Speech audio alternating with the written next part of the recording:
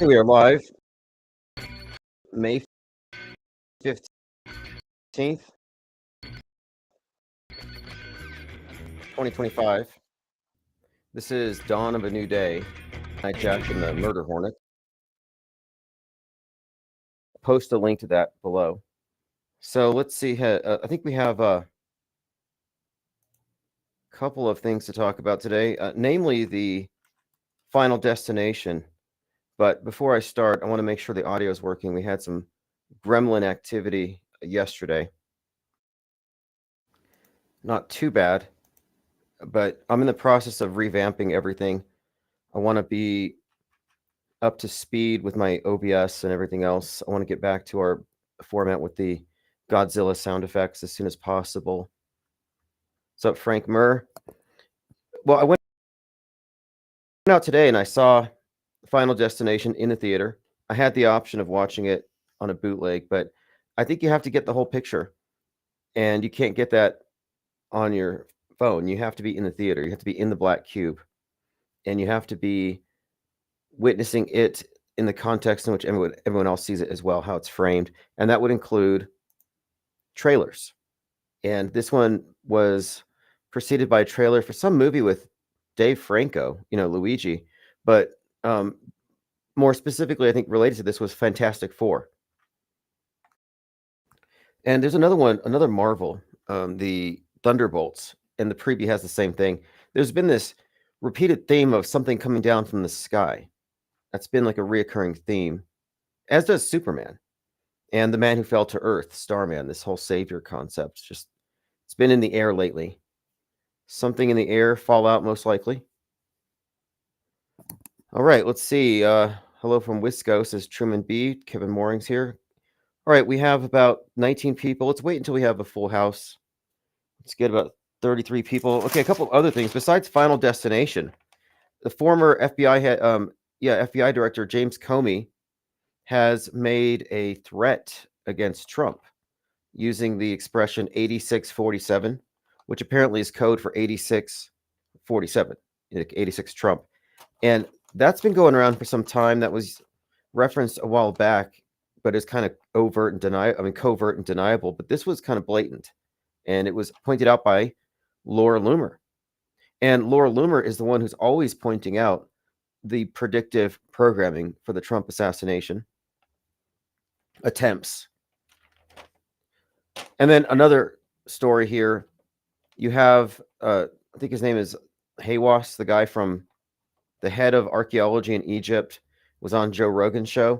And Rogan doesn't seem happy because it seems that a lot of the mystery around the pyramids and who built them is unnecessary, that the answers have been available to the public and published for decades. And Art Bell ignored it. Joe Rogan brought the stuff up, and the whole aliens made the pyramids debunked. No giants, no aliens, no Egyptians did. And Rogan sounded a little let down. We'll get to that as well. We'll get to the Trump. Let's just go ahead and start with the Trump stuff, because Don Jr. said, just look at this here. James Comey just now casually called for my dad to be murdered. James Comey casually calling for my dad to be murdered. This is who the Dem media worships. And so here's Comey, and in Seychelles, so this might have taken some time, 8647. 8647. Laura Loomer said, wow, former FBI Director James Comey just posted this on his Instagram 2 hours ago with the caption, quote, cool shell formation on my beach walk. It is a picture of shells in the form 8647. This is a call for the assassination of President Trump by the former FBI director. And this is going somewhat viral. Lots of people, Steven Crowder and others, they're all pointing at this. 8647. And then this seems related to me. U.S. government buildings now appear to be putting up giant banners of Donald Trump's face, echoing authoritarian dictatorships. And you have Born in the USA, Bruce Springsteen on this sermon about how bad this stuff is. But look here, you'll note beside the giant picture of Trump, you've got Lincoln. And this will figure into our discussion of Final Destination. Again, Donald Trump Jr. draws attention to it. So it's not just us. We've been noting this stuff for a long time, but this is pretty blatant, a bit of foreshadowing. And then we'll get into this. Dr. Zaya Hawass, based in Egypt. He's been a renowned Egyptologist for like 57 years. He's the Minister of Antiquities. And in this long conversation with Joe Rogan, and I listened to most of it, he kept on debunking Rogan's stuff. And Rogan is like, well, maybe they found it and put that other light. No, he's like, no, this is how they move the blocks. It's not a mystery. And Joe's like, well, what's the technology they used to get it up? And he's like, these are just, the idea that it's unexplained has been debunked. So that's kind of a side topic. And something related, there was an astrologer who was arrested for making a prediction about an earthquake that set off a bit of a panic, and it didn't happen. And this type of thing just kind of stood out to me as kind of interesting, since we're talking about predictions, but got charged with creating something of a mass panic. Some TikToker, I saw this in the India Today.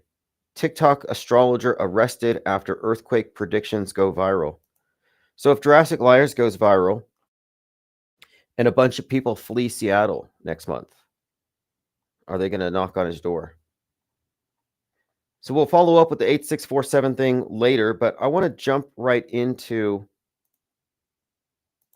the review of Final Destination Bloodlines. Spoiler alerts, but we give spoilers here for what's going to happen on the world stage, not just the movies. And if you're still at the point where you don't want spoilers because you want to be entertained, we can't really help you at that point. This is propaganda disguised as entertainment. The entertainment is just a side effect. It's just like sugar, it's a sweetener in the poison. Okay, Kevin Mooring says Trump had purple stairs on Air Force One. Donald Trump is a puppet. He's a meat puppet, just like the rest of them. He's as much a puppet as Hillary Clinton. There is no deep state. Trump's not a hero. And there are no color codes, tie codes, relevant Q drops in 2025.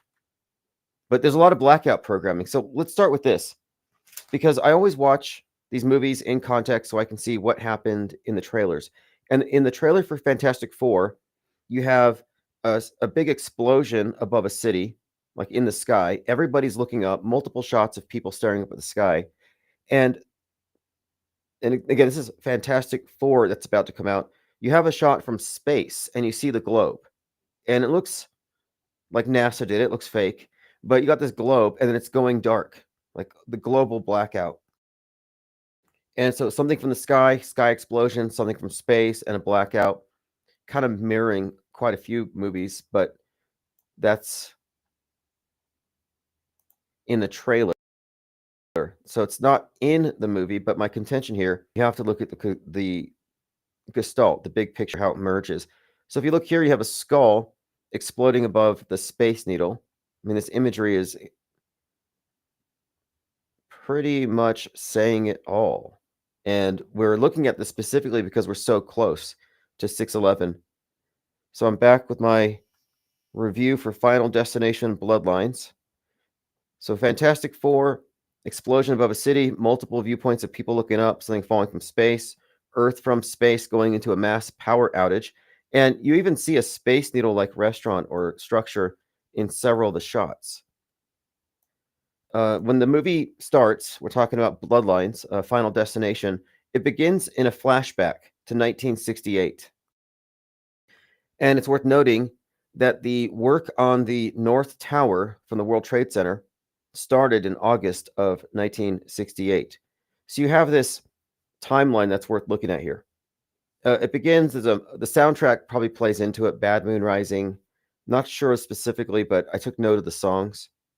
Now, in the opening scene, the main character, who is dressed like Alice from Alice in Wonderland, she's blindfolded. And the first thing she sees is the Space Needle against the sky. She's looking up at it. And that's likely highly significant. And at the base of the Space Needle is a pool with a sculpture of a crab coming out of it, which to me strikes me as Kraken Kraken-esque. And this will seem more significant when I get into the next scene here. Then it starts playing Ring of Fire, Johnny Cash, which makes me think Corona, but the Ring of Fire. And then, of course, they're up in the Space Needle, and this is where the glass floor they're dancing on cracks. And we've been talking about earthquake drills in Seattle. And the various examples of Seattle's destruction in various movies where it's alluded to, where it features the earthquake or crack, a fault line. But the Kraken has been a subject here ever since the Seattle Kraken became the 32nd NHL team. And they put out their trailer in July of 2020, where it looked like an EMP hitting Seattle in a 1 minute, 13-second trailer. Now, I noted a few things, maybe insignificant. The main character looking like Alice from Alice in Wonderland. The theme of people falling is featured throughout it. So there's a few things I picked up on, but I'm still following these leads. Now, the disaster really starts with a penny. And I mentioned this yesterday. And in the trailer, you see a penny superimposed over the exploded Space Needle. So the penny, of course, Lincoln, Abraham Lincoln. And when you look at the penny, what is it? I mean, as a symbol, you got Lincoln, assassination, Civil War, and then more recently, Daniel Penny, who's kind of a right-wing Luigi Mangione, vigilante, but also reiterates this Civil War theme, and specifically class war, but these are connected. Now, when the Space Needle begins to, it's all, again, we're talking about Final Destination, it's blowing up, but various things are happening to it, and there's one point where it's tilting. And as it was tilting, I see all the people dancing. You have the pianist, and there's wine bottles rolling across the floor. And it reminded me of the Titanic. So in the 1997 Titanic, James Cameron, there are scenes where wine bottles are shown rolling across the floor when the ship is sinking. And I think that's intentional. So there's a connection here between the Twin Towers, the Titanic, and this is something that it's connected in multiple ways, but we're just talking about the metaphor of the West sinking. And this all correlates to the fall of the Tower of Babel, which is what the space station represents, ISS, and even the Space Needle, where the Space Needle being, of course, representative of a UFO and also a tower, and the concept of a tower uniting the Earth and the heavens kind of built into this. And when it comes to the Space Needle representing the Tower of Babel, you could even throw in the fact that it's Dr. Evil's headquarters. And the Dr. Evil archetype we see in Jeff Bezos ties into this, because Bezos has been correlated with the builder of the Tower of Babel in multiple ways. Just look at the Helix headquarters in Virginia. The design has been compared to the Tower of Babel, not a coincidence. But in this movie, of course, 1968. So it's a flashback to 1968. And that whole premise here is that it was a vision of the future. So the Space Needle destruction scene was a vision for the future. It didn't actually happen. So consider that. This whole franchise, Final Destination, all these movies, they really begin where a bunch of teenagers eluded death at an airport. And this is Final Destination 1, came out just before 9/11. The opening scene, people dying in planes, horrific.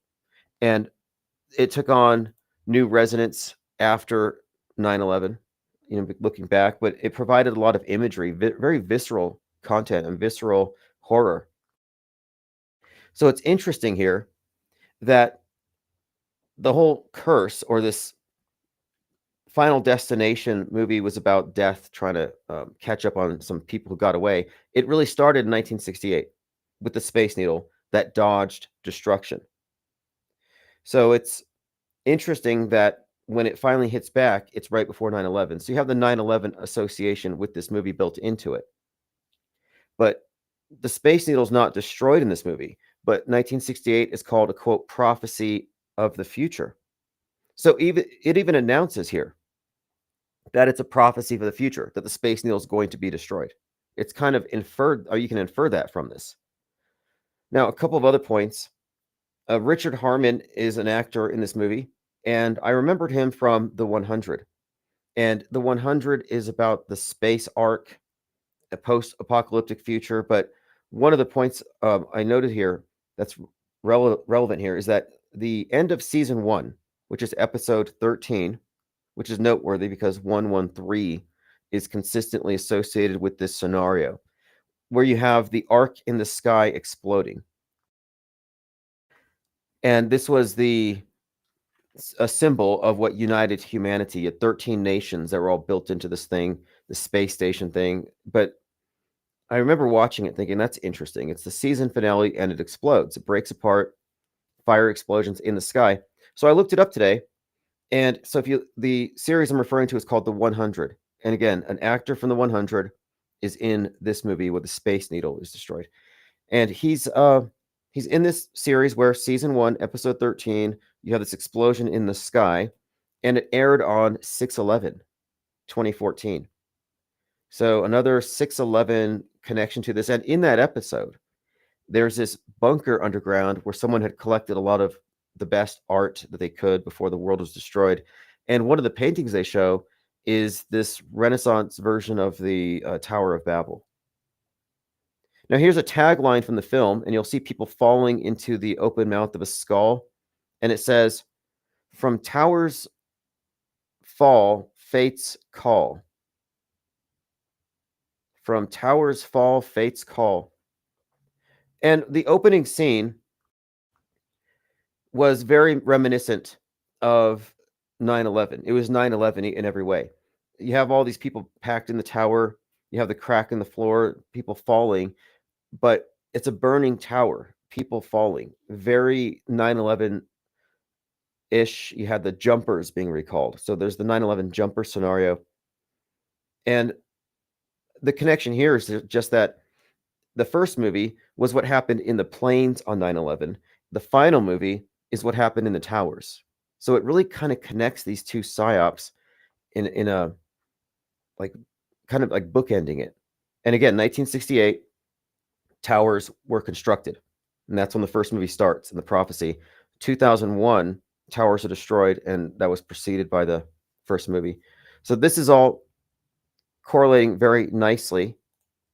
Final Destination Bloodlines weaves a tapestry of predictive programming linking 9/11 foreshadowing and the original Final Destination to a new catastrophic vision centered on the Space Needle, opening with the 68 flashback mirroring the North Tower's construction start, unfolds with a disaster at the 9/11 Needle, evoking 9/11 through jumpers, tilting floor reminiscent of the Titanic, and a penny that starts it off, and this symbolizes Lincoln and civil discord. And then I mentioned the trailer for Fantastic Four ties into it. So the whole point of it here is that this movie, from the very outset, even if you just watch the first 10 minutes, it gives you a vision of 9/11 and associates it with the Twin Towers.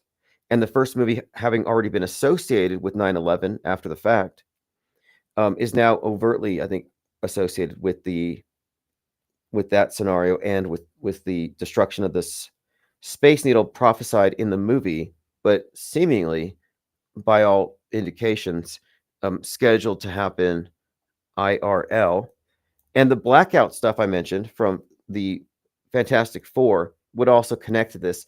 And again, Fantastic Four, the trailer had an explosion in the sky, and we're talking about high altitude nuclear detonations to cause widespread blackouts. Let me go through your comments. Joined by Ears Up, Let's Go. Ollie says the Emirati gave Trump a fancy welcome. Yeah, I've been following that, but I try to keep in mind that it's all a show. Sure, it's a psyop, sure, but Trump is an actor in this play. He staged an assassination attempt, and I want to make sure people are clear that I'm not in the political horseshoe. I don't think that the wrestling is real either. And I don't think there's any point to continuing with the hopium, the QAnon stuff, clearly.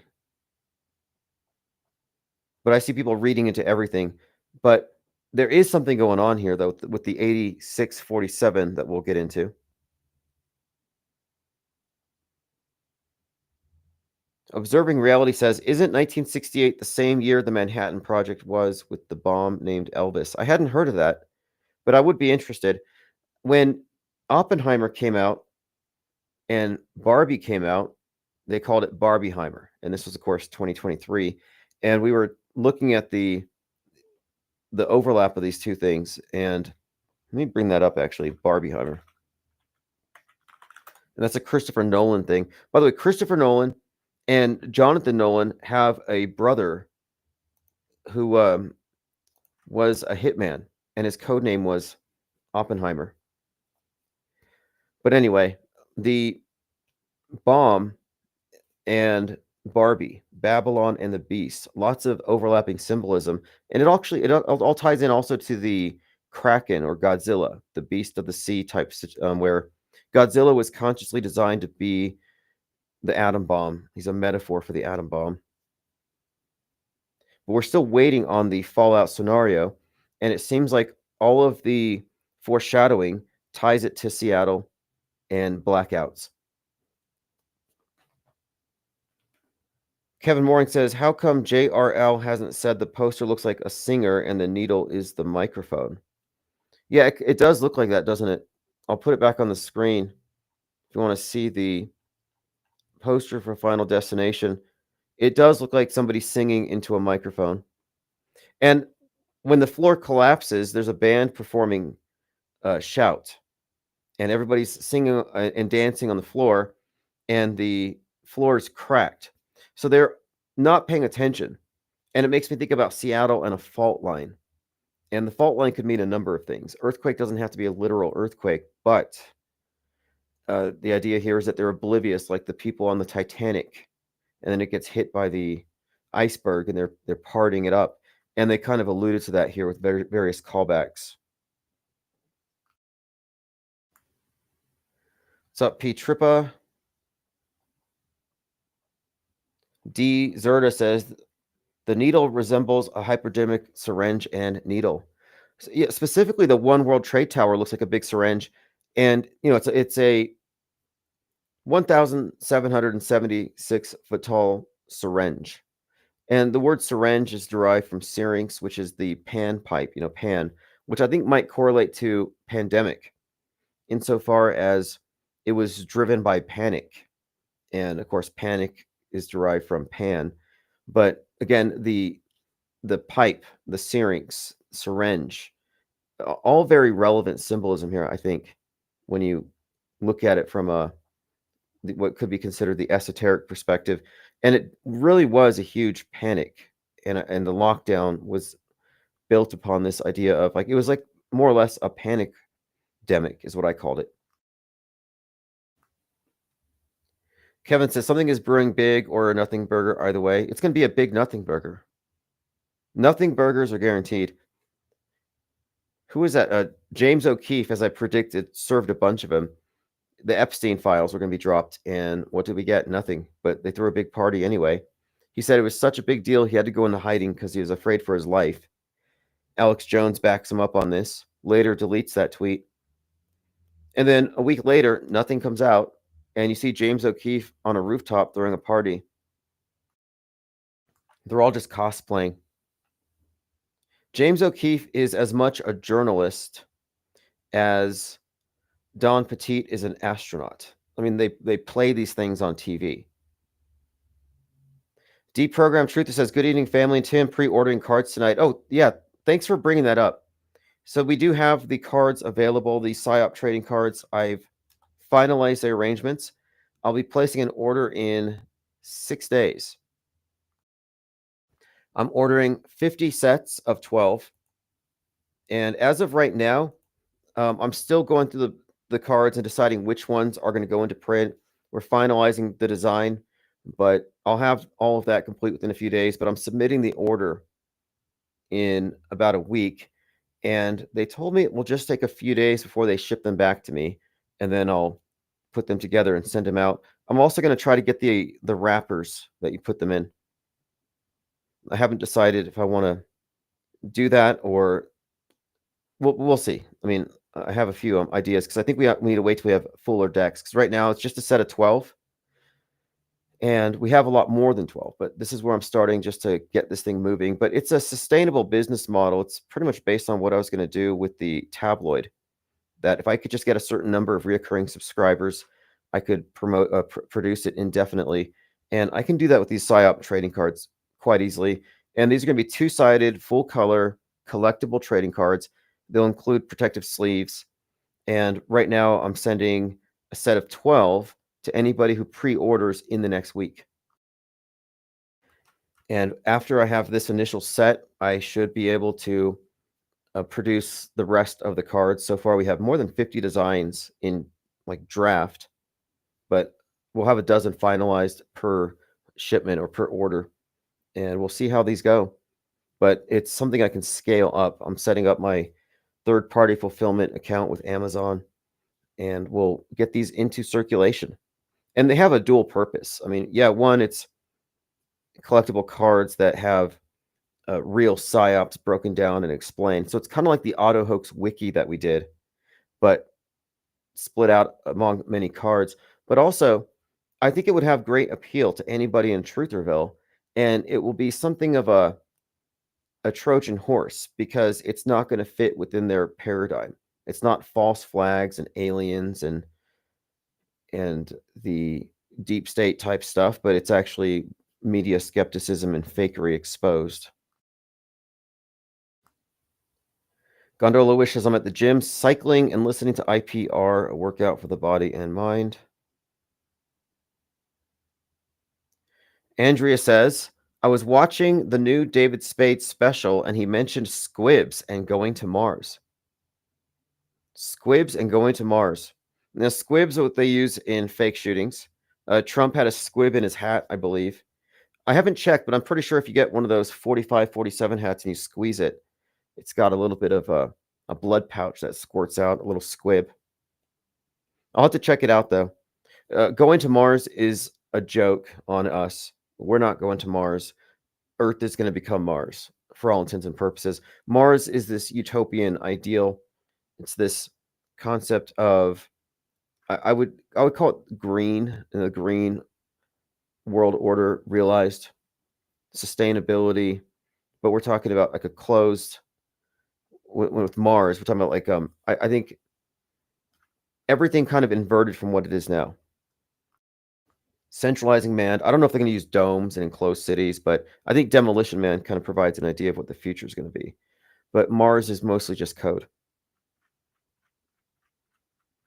I mean, it's quite an accomplishment that they've managed to turn Mars into some kind of an ideal for people who previously valued freedom. I mean, once you go to Mars, no cars, no wardrobes, no shopping, no individuality. No, you're all going to be wearing your spacesuits and terraforming underground. You can't even go to the surface. Sounds to me like prison, like a space gulag. And space communism has been talked about since early 1900s as the ideal. And that's not something that's changed. You know, I would argue that they used the space program to advance the environmentalist agenda in such a way that the anti-environmentalist groups, the people who don't believe in climate change, will go with it because they see the space program as the result of freedom and capitalism. They don't recognize it as the stalking horse for something entirely different. Can I post a link in the chat? Yes. Let me post a link to the trading cards. Again, I got enough here to sell 50 sets. But as soon as I have at least 12 pre-orders, I'm just going to send it. And I I considered doing more cards for this first batch, but I think it's better off if we just start with 12 and then in a couple of weeks we'll follow it up. Critterfest Sanctuary says it's coming out that the new Pope is that skinny white boy from the movie Hustle and Flow. Post a picture, Hustle and Flow. I'll make sure I look into it. Gondola Wish says, I hope there's an anti-anti card. Noted. I will take that into consideration. There's really no limit. We're gonna do a ton of these things. I'm trying to decide if I want to turn it into a game like Magic the Gathering, or one of these playing card games, but make it about hoaxes. And I've been using Chat GPT to come up with some concepts, and it seems like it's doable. Kevin Mooring says on Trump's birthday, he's going to have 6,000 troops and tanks. What's that about? Yeah, there's going to be a big military parade. And I think there's some protests. I saw some protest group called No Kings or something. That's assuming that things are still going normal on 6/14, that things haven't been turned upside down. I mean, we're looking at 6/11. Let's Go says, got my Penguinati t-shirt from Amazon and I love it. Hey, thank you for the support there. Amazon merch carries a lot of IPS products, and I need to do more to promote this stuff. I guess if you go to infiniteplanesociety.com, hit the store button, I have some Amazon links. Gondola Wish says more like Garbage Pail Kids. Well, I think Garbage Pail Kids were color on one side, grayscale on the back. That's the usual, but we're going to do color on both sides. And I'm also going to order stickers. Someone had designed, Nick Finger designed a graphic that I want to use on a sticker. So I want to have like 20 cards in a sticker, just like they do with other trading card sets. But the back of it will be informative. So these are also going to contain factual information about each of the events that we cover. Unapologetically truthful. This isn't satire. It's not parody. It's not strictly just for entertainment purposes. No, these are educational. You wouldn't call the Illuminati playing cards educational. I mean, they are in a way. But these will be educational materials and well-researched. You can learn about all the latest PSYOPs, the ones that you missed, methodologies, and the rest. Plain Decoded says, is anti protest eat McLife extension? Oh, I see. Yeah, I have posited that McDonald's isn't killing you, but that it's giving you life extension so they can get more money out of you long term. It doesn't make sense that they would kill their customers. People used to say that they're killing you when they're feeding you baby meat. It's like, no, they're probably trying to keep you super healthy and long-lived so they can get as much out of you as possible. But is it an anti position to eat it? Yeah, it kind of is. It's kind of counter the Trutherville attitude towards it. Because when you enter Trutherville, suddenly everything is toxic. It's not just the clouds. Like, you can't have anything at the convenience store. Everything is trying to kill you. Diana Southard says, I hope there's going to be an Elvis-like president with the box of Buckeye candies. Well, look, any ideas you put out there for cards will make it happen. I'm thinking of various crisis actors that are going to be highly sought after. I want Dr. Wayne Carver when he's laughing, just losing. I mean, I think he dropped character for a minute. And ChatGPT's graphic design capabilities are improving all the time. And I think that this is the right time to get these out. And I think a lot of these will be highly sought after. I was working on a design for Gabby Petito and Brian Laundrie, but I'm trying to style her as Virgo and him as Hades.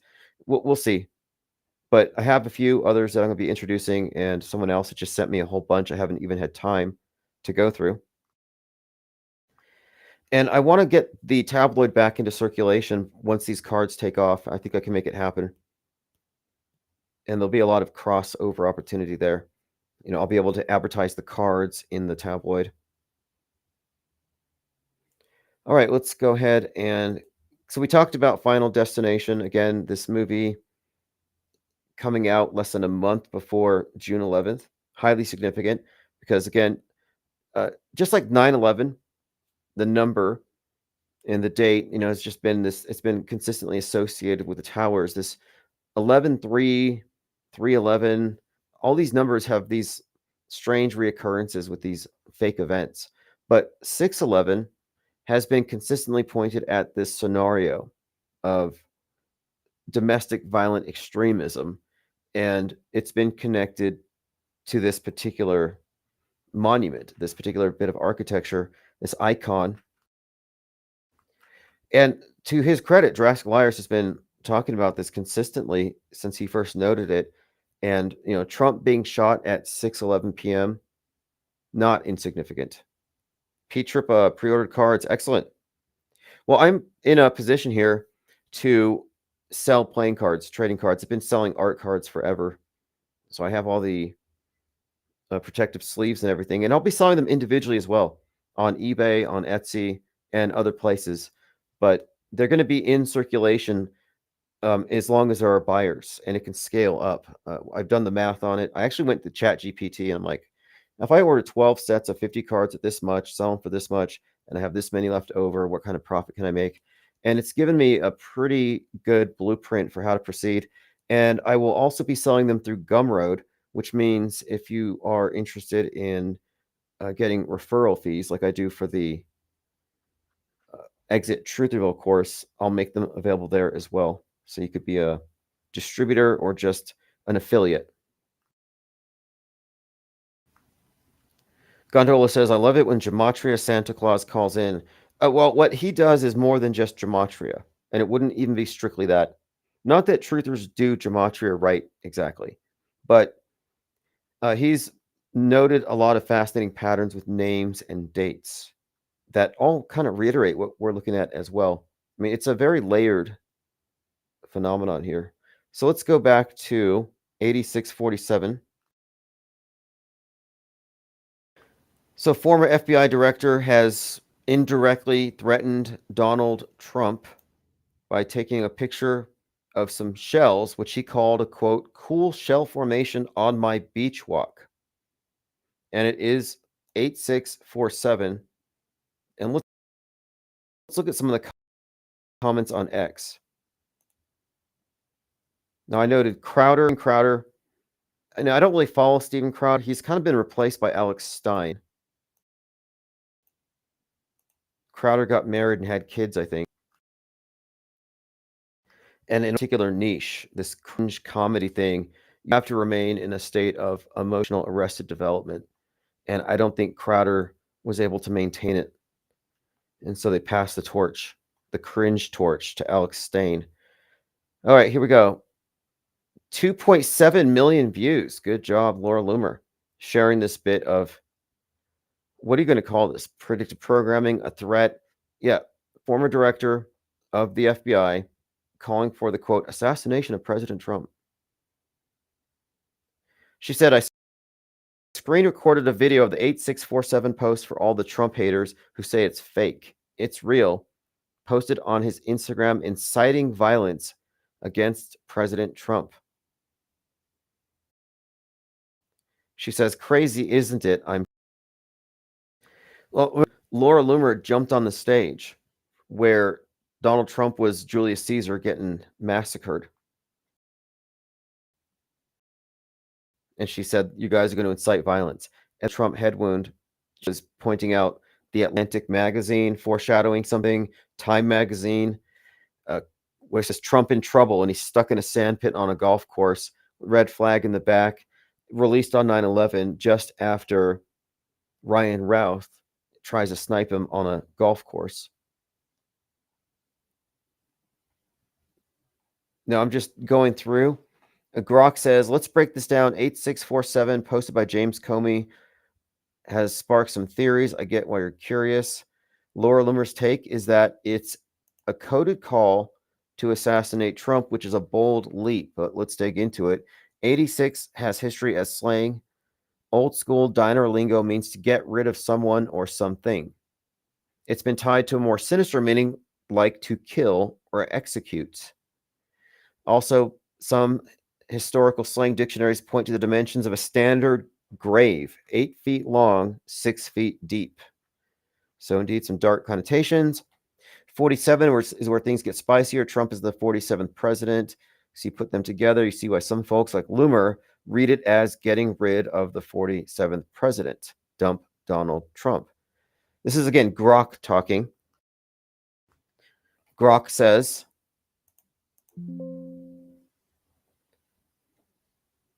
now, if you put at Grok on Twitter, it'll give you these explanations. It says, Comey's a former FBI director, not a random beach bum. He knows how optics work. Posting something that could be interpreted as a threat, even symbolically, Seems like a reckless move for a guy who's already been under scrutiny for years. Think his role in the 2016 election, the Clinton email saga, and his firing by Trump in 2017. Could he be that sloppy? I'm not sure. It could be a literal shell formation that he thought looked cool, and the numbers could be coincidences. Classic human brain glitch to see patterns where they want to. Right.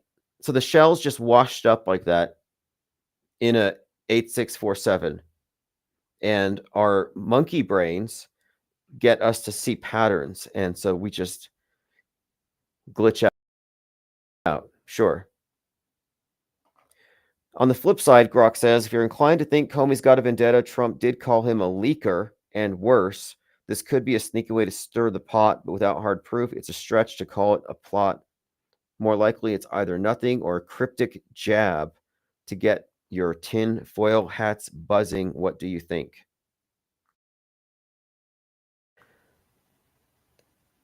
Now, Ed Krasenstein, and he and his twin brother are in my feed, even when I blocked them. One of them even followed me. I don't know what their deal is. They just seem a little creepy. But they're posting 8647s on their account, making kind of a joke about it. Okay, here's what Chromie said. I posted a picture of some shells I saw on the beach walk today, which I assumed were a political message. I didn't realize. Okay, so the former director of the FBI didn't realize that you could put 8647 together in this way. I didn't associate those numbers with violence. It never occurred to me, so I took the post down.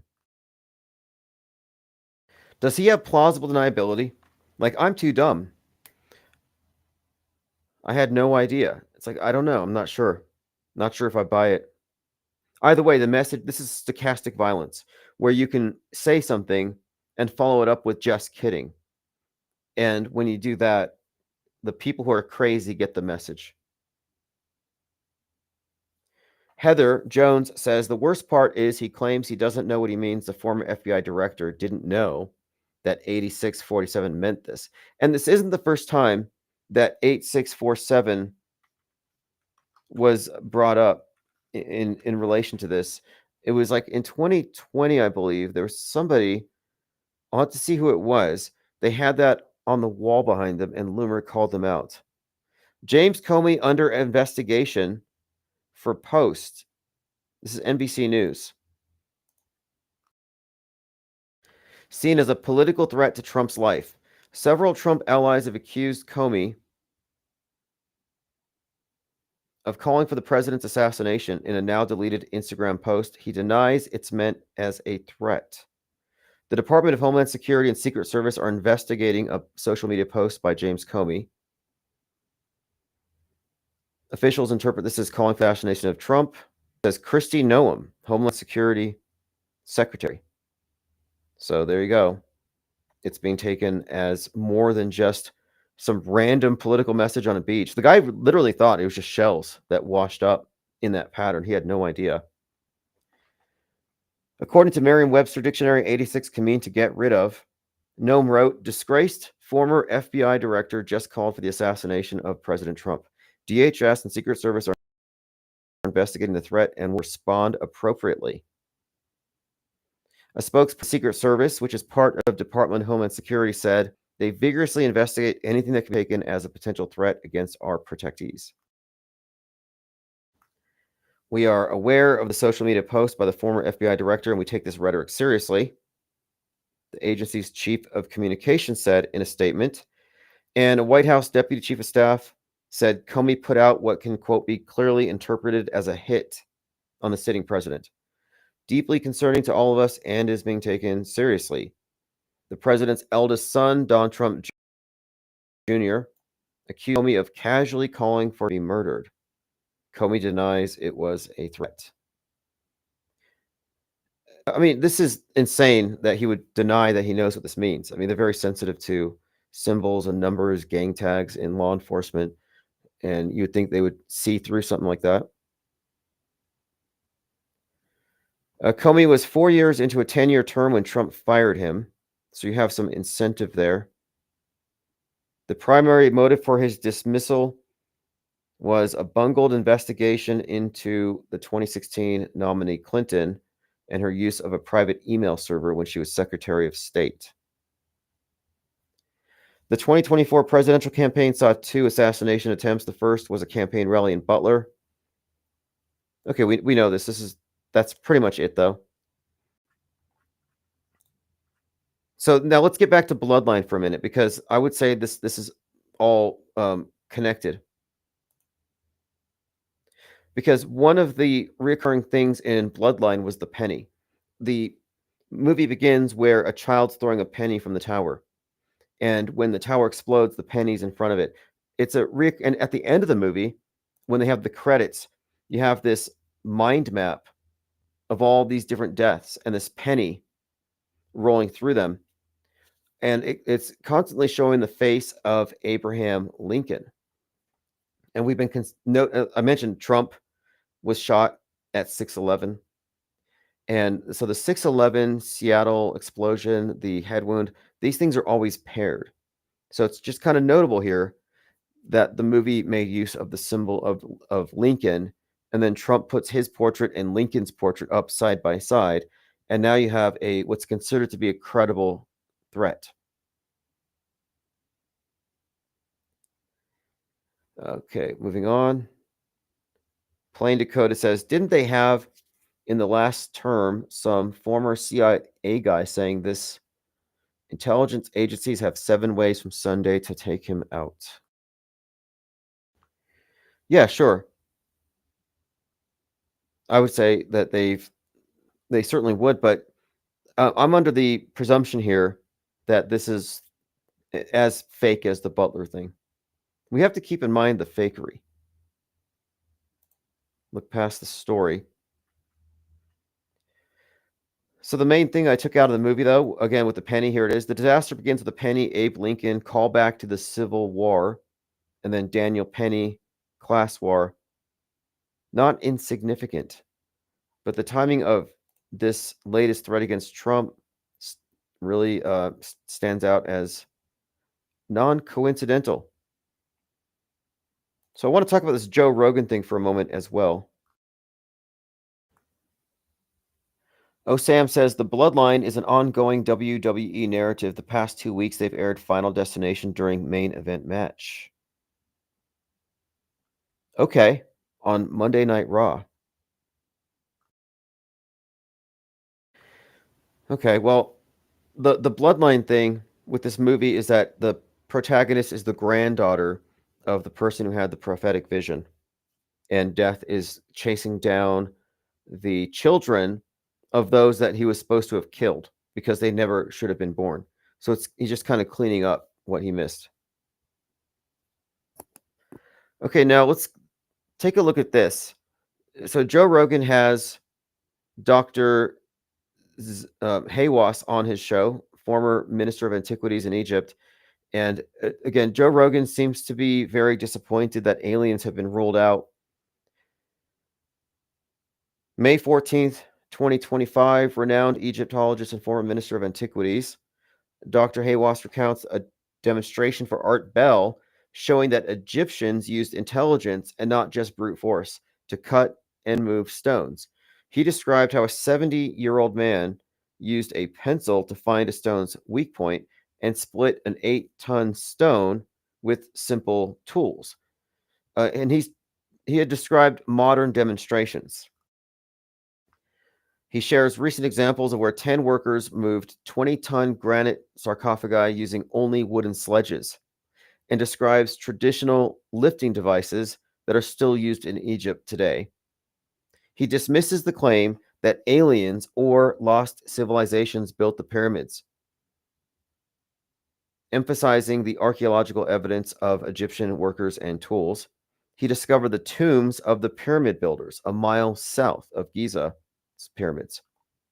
And these have names and hieroglyphs directly linked to the construction, such as overseer of the side of the pyramid. And the cemeteries have distinctions between laborers and skilled technicians. He estimates 10,000 workers built the pyramids working year-round, contrary to the common belief that they only work during the flood season. Granite blocks were transported via the Nile during the flood season. And the base of the Great Pyramid was cut directly into solid rock for stability and accuracy. So, as far as the debunking, no giants, no aliens. All the skeletal remains are of normal size, no evidence for giants. He shares humorous anecdotes about conspiracy theories. There were rumors that he had tunnels from his bathroom to the pyramids and that he was sneaking into the pyramids at night and hiding stuff. But he points out that Art Bell's been gone for some time, but he has published stuff years ago that could have debunked a lot of this late night talk radio conjecture about who built the pyramids. And it just seems like Art Bell didn't want to hear it. That was kind of the impression that I got. And he seemed to be a little annoyed that the Egyptians are not given credit for their work, but rather aliens. So he provides strong archaeological evidence that the pyramids were built by organized, skilled Egyptian workers, not slaves, not giants, and not aliens. And they use practical engineering, local materials, and clever techniques. These ongoing discoveries continue to shed light on the sophistication of ancient Egyptian civilization.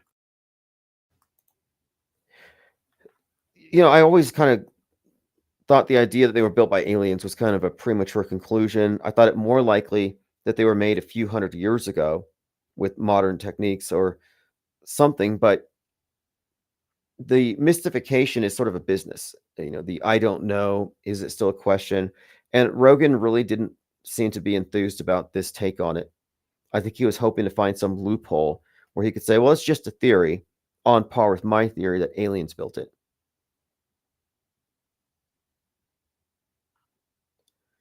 I'll play a couple of clips from this show just so you get some context.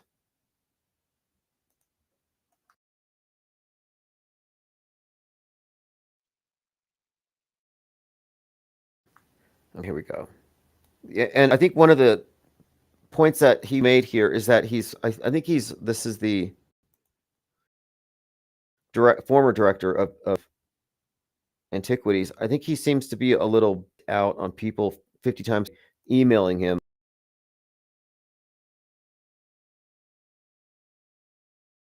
Put all that to rest. So let's go ahead and just get an idea of who I'm talking about.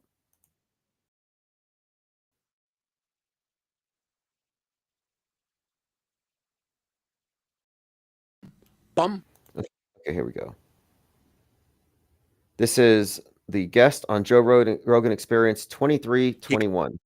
Cut it for twice. I said, Art, the Egyptian doesn't use muscles. They use their brain because they're project of the whole nation. If you go today, if I take you today with me, and I always tell people, I give lectures maybe 3-4 times a week for American groups. And I tell them the following. If you stood in front of the Great Pyramid and you look at it, you will never believe that this pyramid built by a human being. Why? Because you don't know. And number two, if you try to do it today, you will never be able to do it. Are you going to hire today 10,000 workmen to work for 28 years? Okay, well, there you go. He's just destroying certain misconceptions, but he reiterates here that it was done with the cunning and intelligence, not brute force, and you don't have to reach for the aliens or the giants to explain it. Plain Dakota says, where has this debunker hidden for the last 20 years? No, he's very well known. He's been in many documentaries. In fact, Rogan mentions having seen him in many documentaries. He's been in Egyptology for 57 years. And these publications he speaks of, that he references as modern demonstrations, have been available for decades. But I think what we're seeing here is gatekeeping, where paranormal talk radio, isn't interested in facts. They're not interested in archaeology or any ology. They're not into this, whether it's UFOs or this Egyptology. They like the idea of the unexplained. They don't want to know they just saw a drone. They want the Mandela effects. They want the fantasy. So this is, these are fantasists. Just a month ago, there were viral stories about vast structures beneath the pyramids. And of course, many people are believing this stuff without having gone out there. And Rogan hadn't been out there. Rico Sauce, this guy's the definition of a gatekeeper. Well, here's the paradox here, is that so many people see this guy and think he's a gatekeeper. He's hiding the aliens. And it's like, no, the alien believers are hiding the mundane facts. Same issue I run into when I talk about media manipulation through predictive and concurrent programming, through entertainment and news alignments. People are like, no way man could do that. You're gatekeeping. It has to be the simulation. I'm like, no, I'm not gatekeeping. I'm being objective here. I'm being loyal to the facts as they're presented, as we can document and observe these things. And others are saying, no, the reason for these glitches in the media is the simulation theory. Now, here is an Egyptologist who's been there in the dirt for 57 years describing facts. And people are like, no, he's gatekeeping. He's hiding the fact that aliens built the pyramids. So no, he's not the gatekeeper. That's what I'm noting here in the comments. Everybody's calling him a gatekeeper. Like this guy. Someone wants the story about Egypt's ancient sites to be kept secret, and that they pay this grifter good money for it.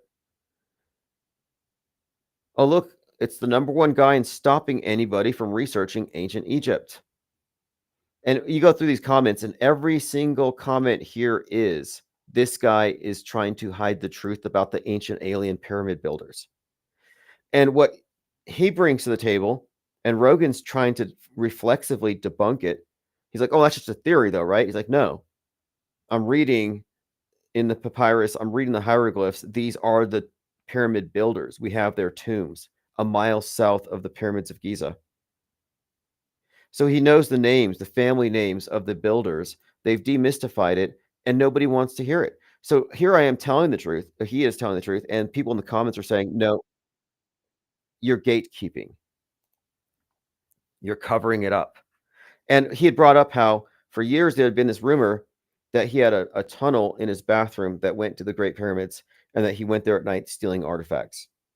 And that he had somebody show up at his office demanding to inspect and see if he had a tunnel or not, which he did not have a tunnel, but they had to go that far.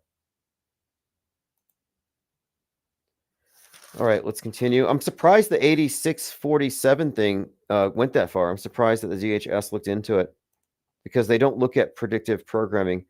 And Laura Loomer hyped it up. Don Jr. hyped it up. Steven Crowder. Maybe there's enough noise, but I don't know what's going to come of it. But again, for Comey to make a comment like that seems reckless for someone in the FBI.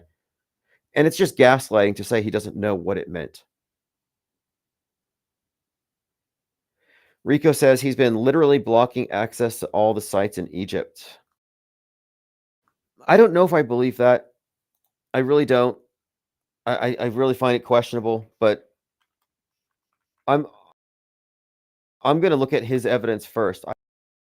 I have to read his books. I can't just dismiss it out of hand, especially if Joe Rogan is part of this op. Because there's a deliberate, very much mystified, not knowing real from fake, putting things into, classifying things as mysteries when they're really not. Like the mysteries of who built the pyramid. Watch my documentary. Well, what if it's not really a mystery? I guess there are a lot of people who have a lot of money invested in it being a puzzle. Plain Dakota says Rogan has been the main pusher of the alien pyramid thing for 20 years. And now, yeah, that is true. He's been doing this for a long time. He's a big believer. In fact, he talks about the aliens. He says, well, there's a billion galaxies, a billion planets. There must be aliens. Now, this might not be related, but I always found this fascinating because I picked up this magazine. I was at a cafe and I saw this National Geographic, and it had an image of the god Horus, the Egyptian, sun god, the hawk-headed god. And I opened up this magazine, and it's about this particular individual, Dr. Haywas, and he's describing these new findings. so I'm reading through this and I thought that's kind of an interesting name because Aleister Crowley wrote his famous red book, the Channeled Book, when he was in Cairo. And he claims that when he was in the pyramids dictating this book, this was April 8th, 9th, and 10th, 1904, he claims that a voice gave him the book. So he's basically transcribing or channeling a book. And the name of the entity, the non-corporeal being that dictated the book of the law when he was in Cairo was named Haywas. So I find that to be unusual. The voice of Haywas came from over my left shoulder from the furthest corner of the room. It seemed to echo itself in a very strange manner, hard to describe. The voice was passionately poured, deep, musical, expressive. Anyway, he goes on to say, I had a strong impression that the speaker was in the corner, where he seemed to be in a body of fine manner, transparent or a veil, a cloud of incense smoke. He seemed to be a tall, dark man in his 30s. So again, Aleister Crowley is describing this astral being, an angelic being, identified as Haywas, who's in the pyramids dictating this book to him, which becomes the Bible of the Thelemic cult. So I'm just the names kind of rhyme, and so that's kind of why I remember looking into this individual with a little bit of interest here.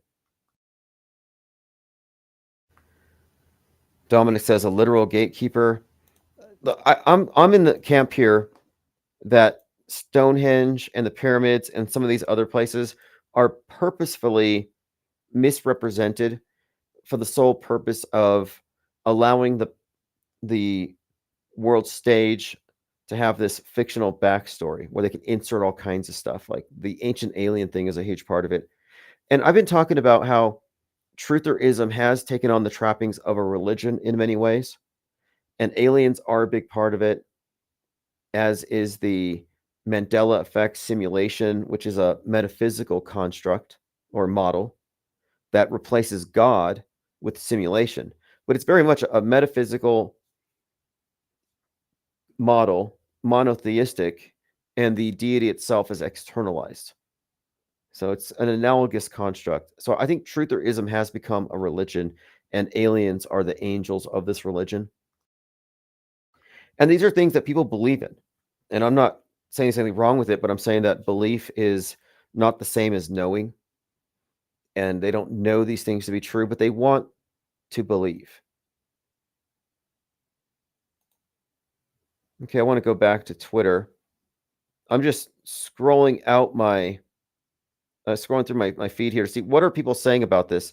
So Dano says, killing President Trump would start a civil war. That would be the beginning of the end for the USA. Our enemies would jump on the bandwagon. They better seriously think about the ramification of their actions. The left doesn't know who they are messing with. Another Twitter user says, my common sense tells me that a former director of the FBI can't be this stupid. A person who managed a vital agency, experts in surveillance and deep cover investigation, is going to call for a presidential assassination on social media using a code that any idiot can decipher. Just saying. Agreed. Others are saying, relax, Laura. 86 means getting kicked out of a diner. I don't know. I'm not sure. I don't think and that to me is the very definition of gaslighting. Dominic says Stonehenge may be fake as hell. Yeah, Stonehenge is questionable. I've seen indications of it being, restored, but if it's been restored, maybe it's being built. The pyramids, it's unlikely to me that these are ancient, as they say. They could have been built 500 years ago, for all we know. I don't trust history because I don't trust the news. And what is history? Accumulated news. Hundreds of years of news written by the same interests for the same purpose, which isn't making sure that every single poor person and peasant is fully informed. No, the purpose of the news is that they are conformed to history as it's performed. Let's see. Matt Swall says, was Comey always this insane, or is this a new level of Trump derangement syndrome? That's fascinating. Incredible considering a former FBI director would post this. All right, it seems like people are unequivocally on the side of the fence here that, yeah, this was a threat. A lot of people have posted it. Some people are trying to be literalists about it. No, 86 just means to get thrown out of a restaurant. Yeah, that's a lot of people don't get subtext, I suppose. Ollie Goering says Mystery Babylon is the real alien agenda. I have some information on the alien agenda. Let me get to this really fast. I went to YouTube to watch Mirageman again, and I didn't have time to watch. I have to watch it, but it's a great documentary. But I took it to Notebook L. So if you're not familiar with Notebook, you can post YouTube links and it will give you a summary. You can ask it for quotes from the transcript. It does quite a lot, and it saves a bit of saves a lot of time, but it's great for going over core of it in the main ideas. And so I took that particular video, Mirageman, and I extracted some interesting information here. Let me scroll down. But what you can say, here it is. This is just the basic fact of it, that much of what people believe about aliens, the alien presence, their motives, government cover-ups, these all originate from or have been heavily influenced by government leaks, limited hangout operations. So limited hangout is when they purposefully leak something and then they control the information that goes through that leak, and all the people that get it are then followed, documented. And what they did is they used special agents dressed up as conspiracy theorists. So you got some Air Force people putting on tinfoil hats and merging with the conspiracy community. So if anybody thought it was only a conspiracy theory, like there are some people who are skeptical, like, oh, there's no way that there are government operatives hanging out with conspiracy theorists all day. No, that's not far-fetched. This is standard operating procedure. It's documented. And this documentary, 60 years of deception inside the US government's, here it is, disinformation campaign. Let me get some pull quotes here. This tells you this has been their standard operating procedure. So government UFO disinformation campaign, quote, exercise great care to debunk the stories. Belief in aliens, particularly in the US, appears to be less a matter of evidence and more the product of decades of government disinformation and psychological manipulation. From the early days, the US government chose to actively shape UFO narratives, not suppress them. I feel it's the same with chemtrails and UFOs. There are some things on Twitter, on X, that never go, and like, well, there's no evidence for this stuff. So what gives? Well, all these generic channels, like the names like Roger 8647 or Selly 4945, all these generic accounts that are spamming pictures of the clouds and spamming UFO junk. Yeah, these are likely government operations. This is how they roll. Disinformation agents like Richard Doty deliberately injected false stories, including alien treaties, underground bases, and hostile extraterrestrial agendas. These campaigns created the modern mythology of malevolent aliens, crashed saucers, and secret government cover-ups. And recently, there have been a number of fails with the UFO crowd where they're showing off debunked evidence, claiming this is a UFO. They get laughed at. It's been very public. They've taken a few falls, but they're not covering anything up. The cover-up itself is the hoax. Many of the stories that define UFO culture today trace back to deliberate manipulation by intelligence agencies to conceal aerospace programs and monitor foreign interests. So the UFO thing is purely the product of a disinformation campaign. If you believe in flying saucers, the government got you. This also explains why you have so many TV shows and movies, like what's that? X-Files, for example. But there's so many video games, comics. Why? Why have we been so saturated with this stuff if it's all just a government operation? Many think it's because they're leading us to this hypothetical scenario where we have this alien invasion. And I haven't really ruled that out, but I think it's more metaphor for getting rid of all the borders and everybody is immigrating everywhere and it's one world. So the illegal alien invasion would accomplish the same thing as extraterrestrials, which would cause mankind to unite as one. And that's ultimately what it seems to be. I even think that they call them the Greys because it would symbolize the Hegelian dialectics synthesizing the black and the white, the duality becoming gray, merging. Dominic says, I believe in aliens in the realm of Earth, never sci-fi outer space aliens. Yes, I concur with that. And that's not necessarily a new idea.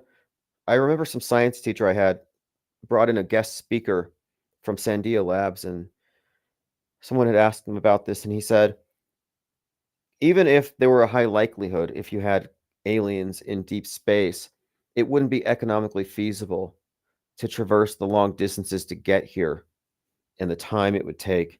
That it wouldn't make any sense, economically speaking, which is kind of an interesting point. And I think it makes sense that, Occam's razor, it's more likely that they would be beneath our feet or genetically perhaps already merged with us and their bloodlines are in control. That's the ancient alien theory. It makes a lot more sense than visitors, tourists from some distant galaxy. And if anything, they control this place. And they started all the religions. That's the idea of Gods of Eden. I think that book, Gods of Eden, is it William Bradley? Bramley. Gods of Eden, William Bramley. It was one of the first books that I came across.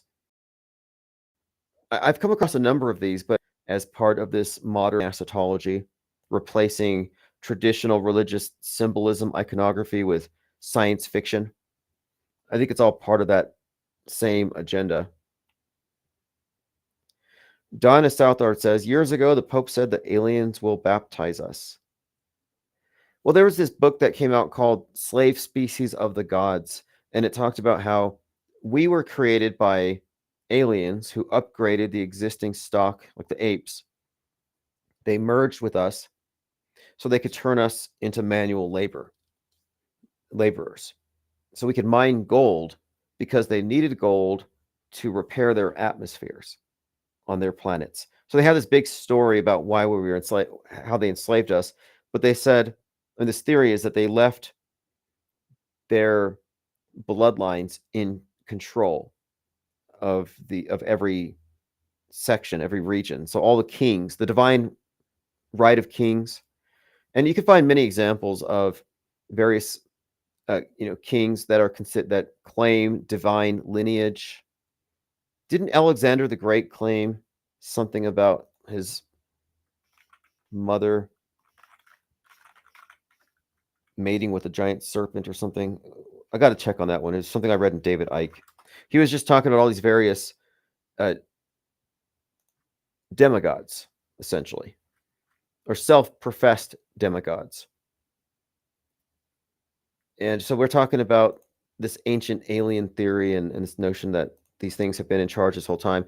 But anyway, this book I was reading, Slave Species of the Gods, said, well, where are they today? And it was listing, hypothetically, if we were going to look for the descendants of the Anunnaki, for example, these aliens who are guiding us, who would they be? And the author concluded that George Soros would be amongst them. And that's when the book lost me. I'm like, wait a minute here. Are these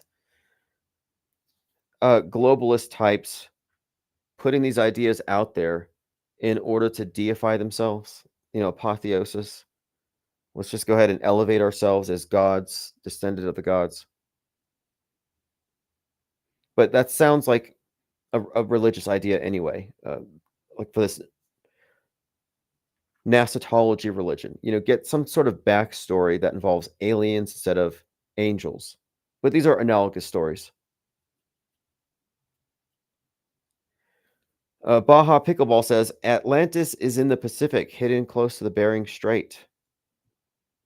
I'm thinking there's got to be something like the Pole of Inaccessibility, Point Nemo, the place where Lovecraft said that ancient aliens fell and landed and crashed beneath the ocean, is the same place where Jules Verne wrote 20,000 Leagues Beneath the Sea, and is the same place where NASA drops their dead satellites. They call it the Spacecraft Cemetery. So that place is the most remote area on the Earth where they can safely drop stuff from space. And I was thinking about this. It made me think for a few reasons that there's some significance to this area, but it's the most remote location, and just got me looking into uncharted waters and how much out there, is uncharted. And then I'm thinking, well, what motivation could there be for misrepresenting our world as seen from space? Because even if you believe the spinning ball model, heliocentrism, and that all comports, you're like, okay, that's fine. You still have to explain why the images of the ball that we have been shown from space are all fake CGI, etc., artistic renditions, Photoshop, because it has to be. Well, it's because they're using Photoshop so they can hide Atlantis. They can hide where they're putting all the Mars bases and the lunar bases and the locations where they're going to extract what they're going to tell us are minerals from outer space.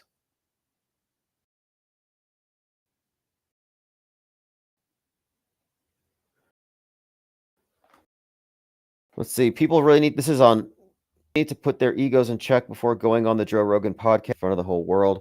Nobody is on this guy's side but me. I am totally on the side of Dr. Hayward because I think he's telling the truth. He's telling the truth that there are people acting in bad faith, possibly making money off of the paranormal alternative cosmologies and conspiracy theories, but no, the pyramids are no longer a mystery. Sometimes we talk about various right-wing agitators and figures. One of them is Matt Walsh. I started talking about him when he was complaining about the age of consent being too high. And that's back when Nick Fuentes was talking about it. And every right-wing influencer was talking about the need to get women back in the kitchens and get them pregnant because of white genocide. Well, Matt Walsh shared this image last week, and he claims he didn't recognize what it was. He says people who look like that have been living in America for 5 centuries. If 5 centuries is not long enough to qualify as native, then how long do you need? If the answer is that your ancestors have to actually originate from the place, then nobody's native to anywhere. So where do you draw the line? And there's a picture of a group of girls in white dresses, and the caption here says that these people are native to Europe, not Native Americans, not Native Africans. Now, the issue here is that their dresses in this photo are arranged in such a way that it forms a swastika. So Matt Walsh is playing dumb, like he didn't see it. And this has become something of a minor controversy. Like, James Comey didn't know that 8647 might somehow infer that he wants to 86 the president. And Matt Walsh is saying he had no idea that that was a swastika. Like doing this plausible deniability thing might get you to avoid accountability, but it makes you look dumb. Like if your defense is, I'm too dumb, I couldn't have noticed that, I don't know how much of a real defense it is. Ollie Goering says, Atlantis is shaped like the on switch symbol overlaid on top of the circle within a circle bullseye. Not sure about that, but I will say this. because Atlantis is kind of in play here. It has been a theme. James Cameron's Avatar 2, Way of Water, had this Atlantis-like connection. 'Cause you had these Atlanteans. So the Na'vi are up in the trees, other group, they're in the water. Around the time that Avatar 2 came out, Way of Water, you had floods. The WEF had meetings about these floods. And then in Atlanta, you had the Cop City riots. So Atlanta, Atlantis, and they were rioting against the cops because they said that if the cops chopped down the 80 acres of forest to create Cop City, it would result in flooding of Atlanta. I'm sorry. I mean, yeah, Atlanta. So Atlantis, Atlanta. Again, this is a recurring theme. And then with the space shuttles, we've talked about this before. William Cooper pointed out there's a story being told in the names of the shuttles, which he said is a Columbian endeavor to discover Atlantis. All challengers will be destroyed. Kind of a interesting sentence there because it explains sort of this agenda, the Columbian endeavor, a new Atlantis, and then the Challenger having been exploded is just part of the story. Kind of an interesting formulation. William Cooper did a lot to decode the fake space missions, and no one has really gone there since. I mean, Alex Jones is all about Mars and space and moon landings.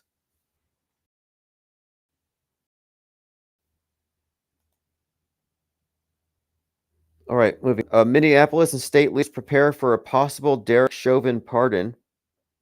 So we're talking about the Civil War stuff inferred by the Abraham Lincoln on the penny, Daniel Penny, the class war stuff.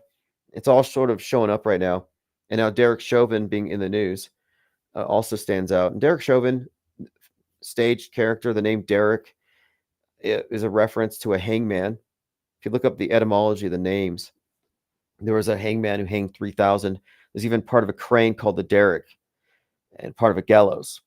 And then Chauvin, I think, would reference Western chauvinism and the Proud Boys and the Western chauvinists. So you had the Western chauvinism, the cop defending the power structure, kneeling on the neck of the poor.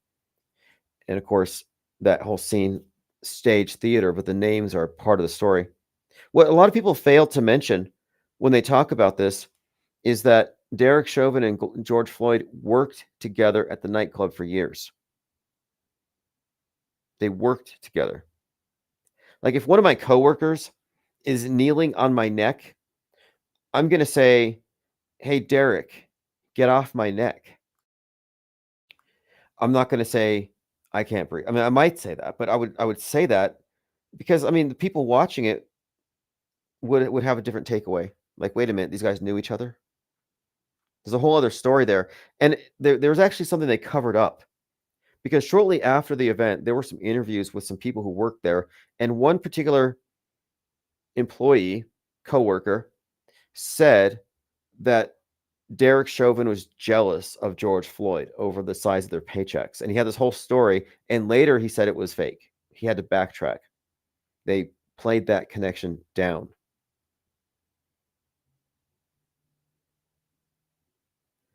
Dominic says, if I have 10 miles visibility horizontally, then I should only have 10 miles vertically, right? I would need some more context for that question. I can see 120 miles from my window. From where I sit, Mount Taylor, and then the clouds behind it. And then I can also see near sunset these 300-foot tall turbines that are 85 miles away. But I'm in a desert. It's very flat, good visibility. Not a lot of obstructions that direction. I find it notable that the clouds behind Mount Taylor are parallel to the ground that I'm standing on. So even at 100 miles plus, the clouds aren't noticeably curving away. Like I'm not seeing the bottoms of the clouds as they curve over the horizon. And yet people will still say, oh yeah, when a boat is a few miles away, it's going over the horizon. I don't think so. There's no way that a boat's going over the horizon, like over a hump. It might go out of your range of vision. Maybe you can't see it. It's obstructed because you're only 6 feet tall and it's a few miles out. But going over the hump is a totally different concept. And these clouds, if they're going over a hump, they're still level. All right, moving on. Here we have Kristi Noem, who's the one who put the call out that they're going to go after Comey. I don't know. She gets a lot of criticism. Someone here says, and this was Benny Thompson said, I'm glad you found time among your many photo ops and costume changes to testify. Secretary Noem, I'm glad you found time among your many ops and costume changes to testify about why President Trump is seeking taxpayer dollars and what plan. I think it's smart for these politicians to act like they're on a reality TV show. That's just where we're at today. It matters more than anything. Alex Jones scorched earth on Levin. I have a clip here. It's because he goes ballistic about how everybody's going to die mutually and all that. And I was having a conversation with some people about this and about how the deeper you get into Trutherville, the more angry, ragey, triggered, and shrill that you get, like the woke ends of the spectrum. And here's Jones completely angry and freaked out over nukes, which again, my contention is these things are fake. And there are some people who are so emotionally invested into these scenarios that they can never really walk or live in terror. But let me play a short clip. Historically and military literate. I'm not. And he understands that Iran is going to blow it off the map, and then Israel's going to blow them off the map, and then Pakistan and India are going to have a nuclear war. And all the war games are all dead, you dumb son of a bitch. What the fuck's on? All right, there you have it. Everyone's going to nuke everybody. And that's an interesting point to focus on, is the fact that when they introduced that particular weapon of mass destruction, it changed the world. It was a reset button. It put everyone into the end times.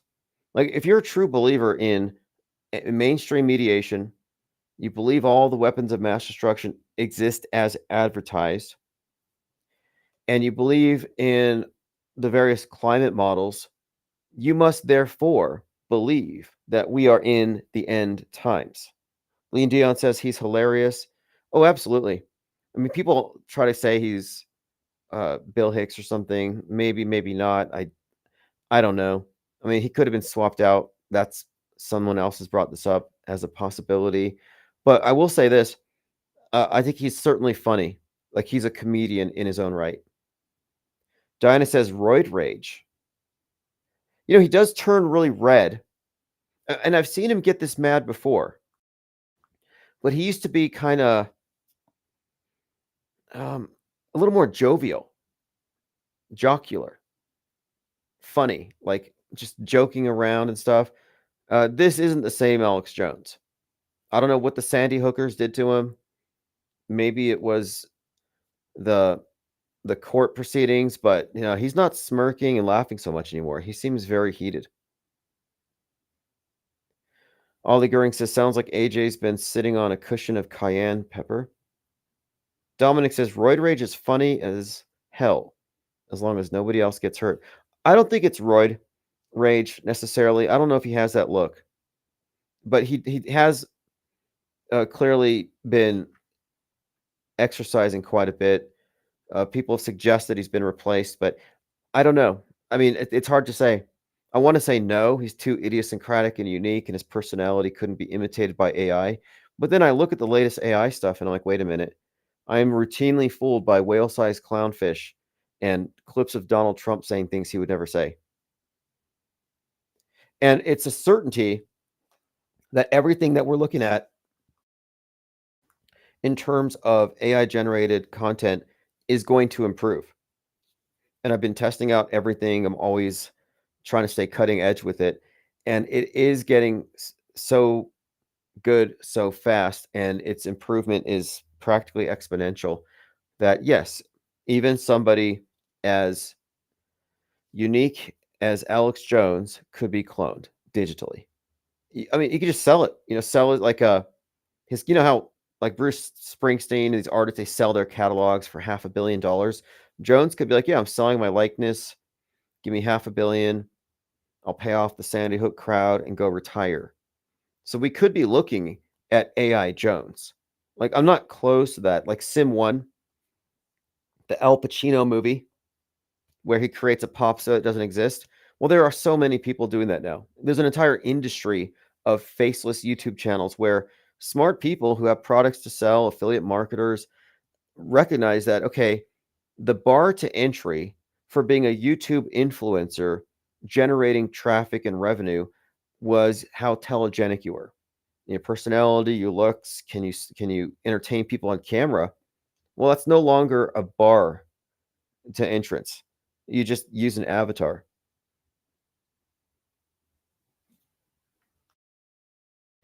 Dominic says AJ's yet another imposter, this time a mask-wearing AJ. It's very instructive to look at the work of Jonah Mendez, who was a director of disguise at the CIA for almost 30 years, and she describes the process by which you would deep fake somebody or change their look, change their identity.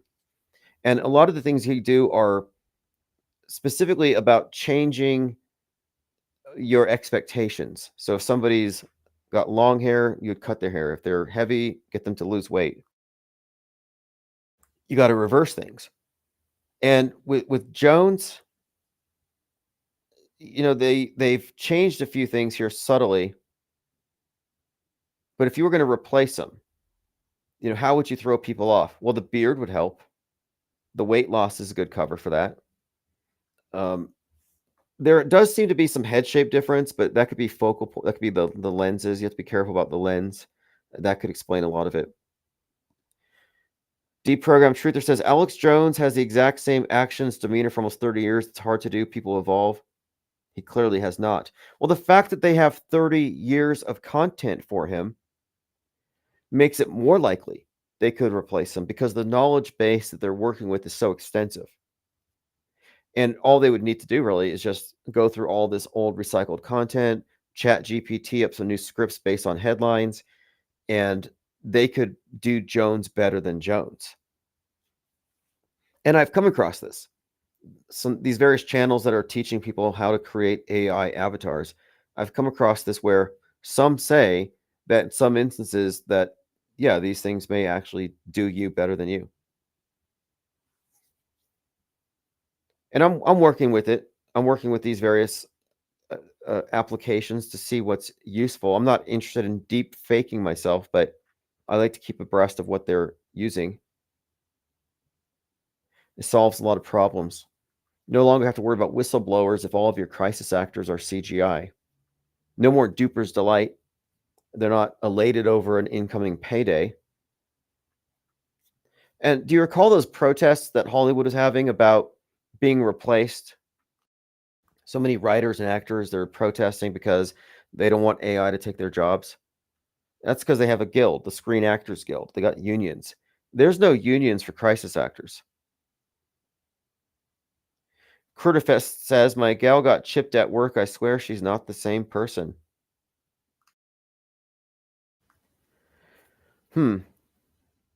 I'd like to say that's probably not true, but I've seen Black Mirror, and I'm about to start watching season 2, and it really has me thinking. Like, there's these lines that we may be crossing. I came across some threads on Twitter about emojis that have me somewhat terrified or disconcerted. The idea is that these standardized emojis might actually correspond to the 72 evil spirits summoned by King Solomon that are a standard practice among demonologists, these things that they evoke. And then if you look at the system of evocation, it revolves around a black mirror. So like, wait a minute here. The black mirror and the scrying mirrors are what John Dee used. And the scrying mirror purportedly allowed him to see things at a great distance, learn information, everything your smartphone can do. So we have these modern scrying mirrors in our hands, and we're communicating with symbols that could also correspond to certain sigils. And if you look at the theory behind this, it's not that these are 72 literal entities that exist external, but that these are representations of aspects of the self that can be tapped into. And so the idea that somebody might have a personality switch, that's kind of what we're talking about. When you get into this notion of possession, and possession isn't like The Exorcist, where your head spins around and you say bad words and puke green pea soup. Possession is more about becoming a channel or a conduit for some non-corporeal being to act through. And it's intrinsic to all the different religions and magical practices. Drawing down the moon, even the Pope. The Pope is the vicar of Christ. What does that mean? What is a vicar? It means that he's the stand-in, like an avatar, which is another way of describing it, an avatar. Or like in witchcraft, the priest and the priestess represent the sun and the moon. And this is all, again, possession. Assuming the God form is what they call it in the OTO. The idea here is that when you act out the various, scenes in the god's life or various myths, and that's what ceremonies are for, and you dress in the right colors and it's all astrologically timed, you're aligning yourself with this thing, and it's supposedly a way of fusing with it. So anyway, I'm just pointing out here that all the various magical practices involve some form of sharing space or opening up to something else to take over. In some practices, I was reading about Yoruba, they have these priests that they claim that when they are doing ceremonies that they are possessed, and they speak as though they are the possessing spirit, and they talk about themselves as though they were they call themselves the horse, so the spirit's riding the horse. So the possessed person is called a horse. I had this synchronicity. I have a list of these things. I write these things down, but I had this one I just, it stood out to me because I was at a bookstore and I was reading a couple of books. I had this book about these practices of possession, and this was a book called The Idiot's Guide to Voodoo. It's one of those books. And it was describing the idea of the horse being the person who is being ridden by the spirit in this terminology. And I'm like, that's interesting. Then I open up David Icke's book, Children of the Matrix. And in David Icke's book, I happen to open to a page where he says that people who are of the bloodline, the reptilian bloodline, get integrated into these secret societies. And every time they go into these ceremonies, they are opening themselves up a little more, and they're becoming a little more possessed by the reptilian presence.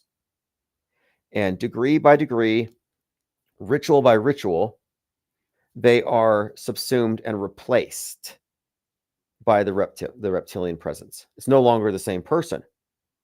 Again, this is just David Icke and his theory about possession, but you can see the connection here. The horse is the possessed person. And then in this book by Icke, he's suggesting that people are voluntarily becoming possessed and they're being replaced. And he says this is the idea of selling your soul. And the trick here is that when you've sold your soul, you're no longer even there to enjoy everything that you thought you were going to get for selling your soul because you've been replaced. So I'm reading these two books side by side. And the reason I'm at the bookstore is that my car broke down. I had this Mercury Cougar at the time. It broke down, and I was on my way to the Masonic Lodge because I had recently joined. This was a little while ago. And so I wasn't at Lodge, and I'm sitting at the bookstore trying to decide what I'm going to do. And Brother Craig calls me on my phone, and he's like, "Hey, aren't you coming to Lodge?" And I'm like, "Oh, I'm just here at the bookstore here at Borders. My car broke down." And he's like, "Oh, well, just go outside. I'll pick you right up." And he hangs up. So I'm like, "I guess I'm going to Lodge." I put the books down, and as I'm walking out of the bookstore, I see this older gentleman, and he had a cane with a dragon's head. And he's reading a book to a little girl, presumably his granddaughter. And as I'm walking by, I see the book. It's a big picture book with dinosaurs on it. And he looks up at me. So I see the dinosaur book. I see his cane with the dragon's head. He looks up at me while he's reading to the child. And he says, "The reptile is eating the horse." And on the page, it had this T-Rex and a horse. So I'm just, again, just recounting this as I'm walking out. It just struck me as, okay, that's a little like devil's advocate type stuff, because the message that was conveyed to me was, I'm going to be picked up after my car broke down to go to this place where I just read in this book that I will be consumed by reptilian demons through a process of gradual demonic possession. Gondola Wish says, "It's disturbing how fraternities and societies call themselves brothers." Well, the idea is the brotherhood of man under the fatherhood of God. That's one of their ideas here. But they've got the sororities. You've got the Order of the Eastern Star, which is the female group. And the Eastern Star symbol, you may see it. It's the colorful pentagram. Anyway, let's move on. I got this clip here. I was going to play it the other day. And this is Ice Cube talking about something that is new in here, but about the influence that record labels have over the artists and how the messaging is chosen if it suits a broader agenda, in this case, prison industrial complex. But it's kind of insightful. Literally the same people who own the labels own private prisons. We got that TikTok music, but he says prisons as own the records. But he's explaining here how the record company pushes narratives. So let me play this clip. The lyrics. We're gonna have that. You have, record company pushing the narrative. Some social engineering going on here to make sure those prisons stay full. John Holmeston. So there you go. He's just, again, talking about the lyrics. One more point here.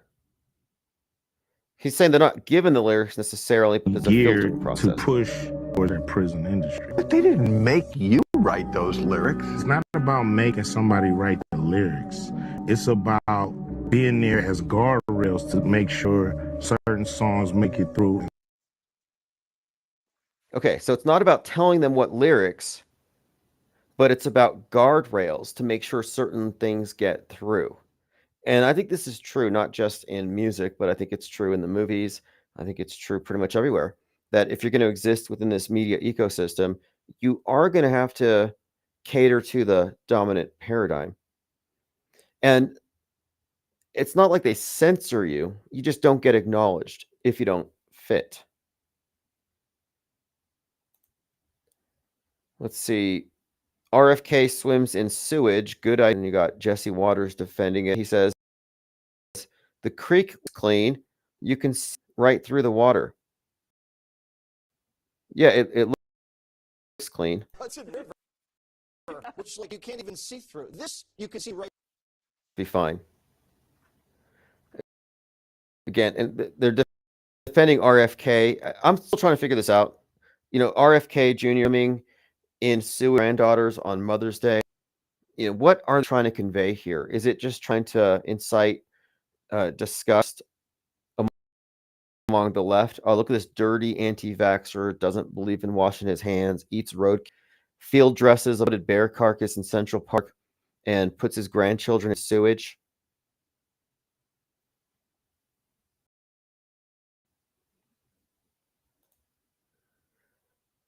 Let's see. There's so much more here I want to get into. A lot of prepper stuff, a lot of doomsday preppers. Here's Loza Fox. My house is now moderately prepped. 9 days of power, 3 months of food. I hope I never have to use any of it. Now, let me just say this. This is kind of I'm not gonna say a warning, but a caution. Just let me be cautious about if this stuff really does go down. I'm talking blackouts, civil war, World War III, alien invasion. If all the bad stuff happens, there will be a high demand for safe houses with storable food. So this guy just said, make it to my house and you can survive for 3 months. And I came across this really bad book a while ago that talked about contingency plans if things go really bad. And it even didn't really advocate, but it suggested if you have to, here's how you form a cannibal gang.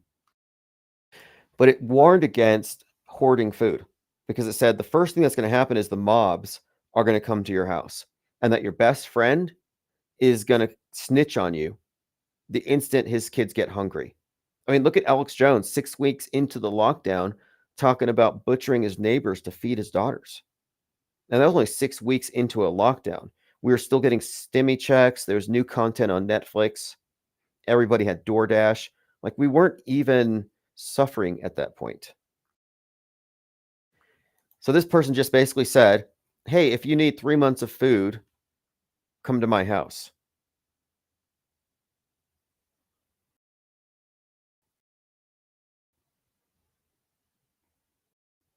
They Lie We See says, predictive programming is similar, often wrongly applied. It's not about them revealing what they're going to do. It's about habituating the populace to future events that they're going to fake. Excellent points there. Ollie Goering says, in Islam, lower angels are scared of bells, dogs, and girls. I had a book on the jinn. It was this self-published book that was supposedly connected to some underground tradition of what would be, I guess, comparable to sorcery or something. But it was this idea that you had these groups of angels that were obedient to Allah and a group that were disobedient. They called them the jinn. And the jinn are earthbound spirits that can be summoned, like genie, and that they can be bargained with. But they're supposedly very tricky. Like, you don't want to ask for something having some fine print in your spell that it doesn't backfire on you in some way. But this book was called Jinn Summoning, and it claimed that you go out into the wilderness, you find some remote location, some crossroads, you have these certain candles, burn some, I believe, sulfur and human hair. But anyway, supposedly there's these traditions of interacting with these lower angels, these earthbound spirits. And again, very consistent with other practices that I've looked into. There are several different practices that involve this idea of tapping into or reaching out to entities in remote places, but almost all of them talk about how these things are tricksters. A lot of them are tricksters, as they're known for loopholes. And you can see this in all the myths, genie myths, monkey's paw. It's a reoccurring theme. And, it's a common facet across disparate traditions, which is what I find interesting. All these various magical traditions more or less compatible. Are we all wrong in the same way? Are we all arriving at the wrong answers and our wrong answers are identical practically? Or is there some underlying truth to it all?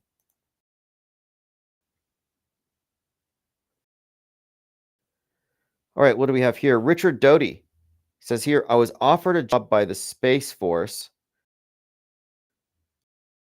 to spread disinformation from the reptoids and working with the Pleiadians so that we could Galactic Federation. That's the last I heard from the Q people. or that Space Force was going to take over the internet. And I mean, I've heard so many stuff, so many stories, but apparently Space Force is involved in disinformation.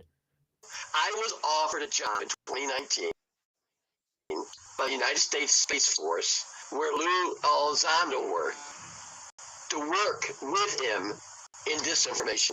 And I said, not no, but hell no. So this guy claims, and Richard Doty, who was mentioned in that other documentary I brought up, he said he was offered a job by Space Force where Louis Elizondo worked. And Louis Elizondo is the guy who shared the fake UFO pictures in Congress recently. Claims he didn't know it was fake, but it was all doctored. Provably so. Gondola Witch says an angel is just a being in the sixth density, nothing else more. They are all fallen. Andreas says, in the sitcom I Dream of Jeannie, she actually says a djinn turned her into a genie.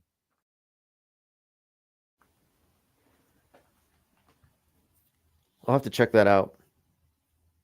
I think there's something to it. I mean, there's something to a lot of this stuff. That's why I brought up the stuff about the goetic spirits that are possessing your phone. Like, who knows what you're opening yourself up to? I'm not just looking at the theory and practice of magic and how it's an idol magic, talismanic magic, the theory behind it, and looking at how this stuff is all integrated, the strange ritualistic undertones to a lot of the psyops and ceremonies that we see. And it has me thinking, what if the media mind control is, there for your mental, psychological, and emotional enmeshment in this place? But what if that's just one layer? And what if there's a deeper layer here of what you would consider to be a spiritual enmeshment? And I am kind of the opinion that this place is not neutral, but that it's, and I don't think it's overly simplistic to say it's good versus evil, but most people just aren't at the front lines of that particular fight. But I think this might actually be some kind of a eternal contest, beings of darkness or beings of the world that are bound here, and then descended or incarnated beings. And the ones who aren't native to this place are sources of energy and food and loosh. And if they forget their origin, perhaps they remain here for all time. Birdwing solar eruption tomorrow. Let me take a look. A lot of power grid disruption in the news right now. I hadn't been keeping up with what's going on at the airlines, but I'm just mostly looking at what's happening in the media ecosystem. And again, I watched that movie Final Destination, as we talked about, and it didn't have a blackout in it, but the trailer for for the Fantastic Four, it had stuff falling from the sky, and it definitely had the globe going into a global blackout, and then it had the explosion in the sky. So taken together, let's just treat these things as a gestalt. So the trailers and the movies are all conveying a unified message that connect to what's happening in the news world. If this is the case, as it is, I mean, we talk about this all the time, we notice it, then today, while I was watching the movie and the trailers, I saw the whole picture of the Space Needle exploding, the EMP, stuff falling from the sky. I have all the different elements of the next 9/11 in my head right now. I had it all just data dumped into my subconscious so that when it happens on the news, I'll have these instant associations. Gondola says, notice how this place is pre-wired for negativity. Always easier to gain weight than lose it. Easier to slouch than stand up straight. Distortion is the name of the game. Right. Well, we talk about this black cube symbol and the screen, the black monolith, and the concept of Saturn, and how it's always associated with certain concepts. Like the number 42 is always connected with these symbols. The cube, Saturn, falling, and gravity is a huge part of it. And, gravity, gravel, grave. You could find all these connotations in the etymology here that suggests the downward pull, whereas 33 is ascension. And it's like this tug of war, light and dark, up and down, ascension and falling. And I don't think these are coincidental. These are overlapping symbolic systems, words, numbers, colors, and archetypes and stories and myths in the movies. But we are being told this repeated story, I think, of what this place is. But I've been talking a bit about this former, I guess, world religion, but the idea of Manichaeism, and it's kind of a blend of various religious concepts, but ultimately the core of it is light and dark, and this realm itself being something of a purgatory in a way, like a place you go through for some purpose. And I don't think it's just solely for entertainment, even though it often feels like a game to me. Like, I think this might just be a game. All right, and I don't mean a video game. I don't mean simulation. Game just sounds funner than war. War on consciousness. So here's an image of Plato's cave, and somebody in here says, at Grok, is this real? It's kind of funny. One of the trends I see on Twitter is people say, at Grok, is this real? Because we can't always tell anymore. You need that additional context. And so AI is conveniently here. So we're at a time where visually we cannot tell real from fake, even if you're trained. Again, I believe in giant clownfish the size of whales because I couldn't visually debunk the giant clownfish that I saw on a TikTok video. But luckily, Grok is there, AI is there to fill us in. But then you look into AI and it's like, is it objective? Well, no. One thing to keep in mind is that and this applies to all of them, their frame of reference is always going to be mainstream mediation. Mainstream history is real. The AI exists within the same fictional universe that we are in. They're brainwashed, essentially. Their knowledge base is compromised. There is no objective AI. If there was, it'd be problematic. It would be calling things fake. In fact, someone did a really interesting interaction. Look at this one here. So this is deep. James Tate 121. So he ran something by Grok about Butler, Pennsylvania, and he was just trying to get some objective answer. This is where I think AI has utility for us. Like with our Wikipedia project, where if you know how to prompt it, you can get it to be truthful. You kind of have to trick it. But in this case, that the AI would have no choice but to offer sensible explanations, or at least attempted sensible explanations for the inconsistencies observed in Butler, Pennsylvania.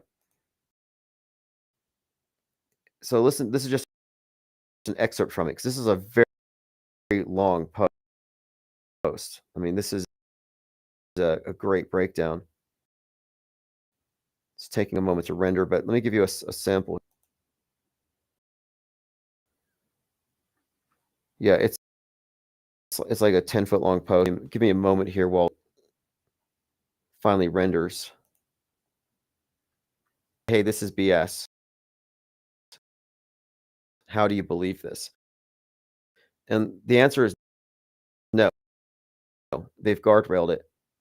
Okay, let's go with this. Planted or manipulated actor given a role to play. He may have been given a gun with blanks, or perhaps he was told he'd be a part of something symbolic, not lethal. So this is Grok.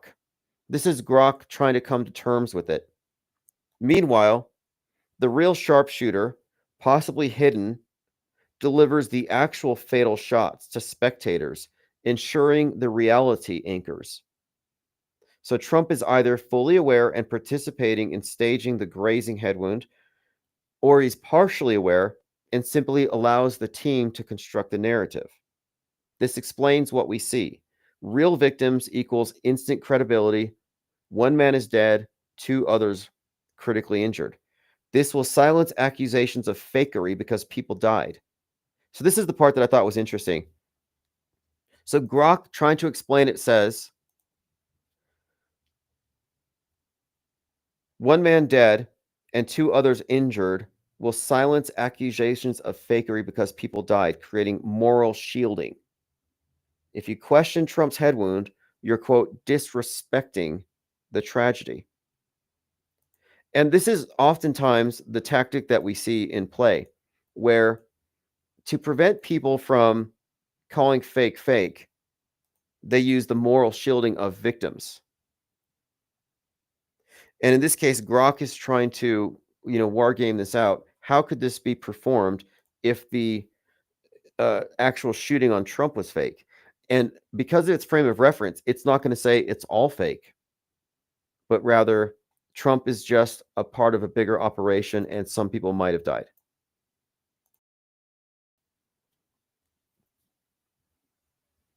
Sorry if the sound was choppy. It was trying to open a massive file it couldn't get to.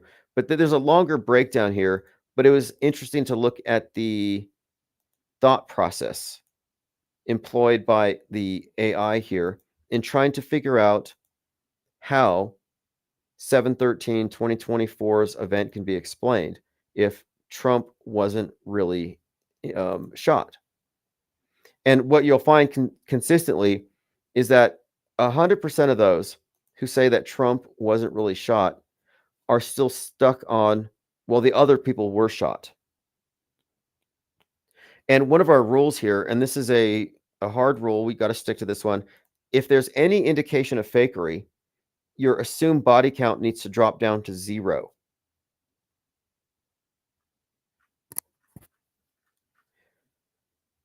All right, let's see.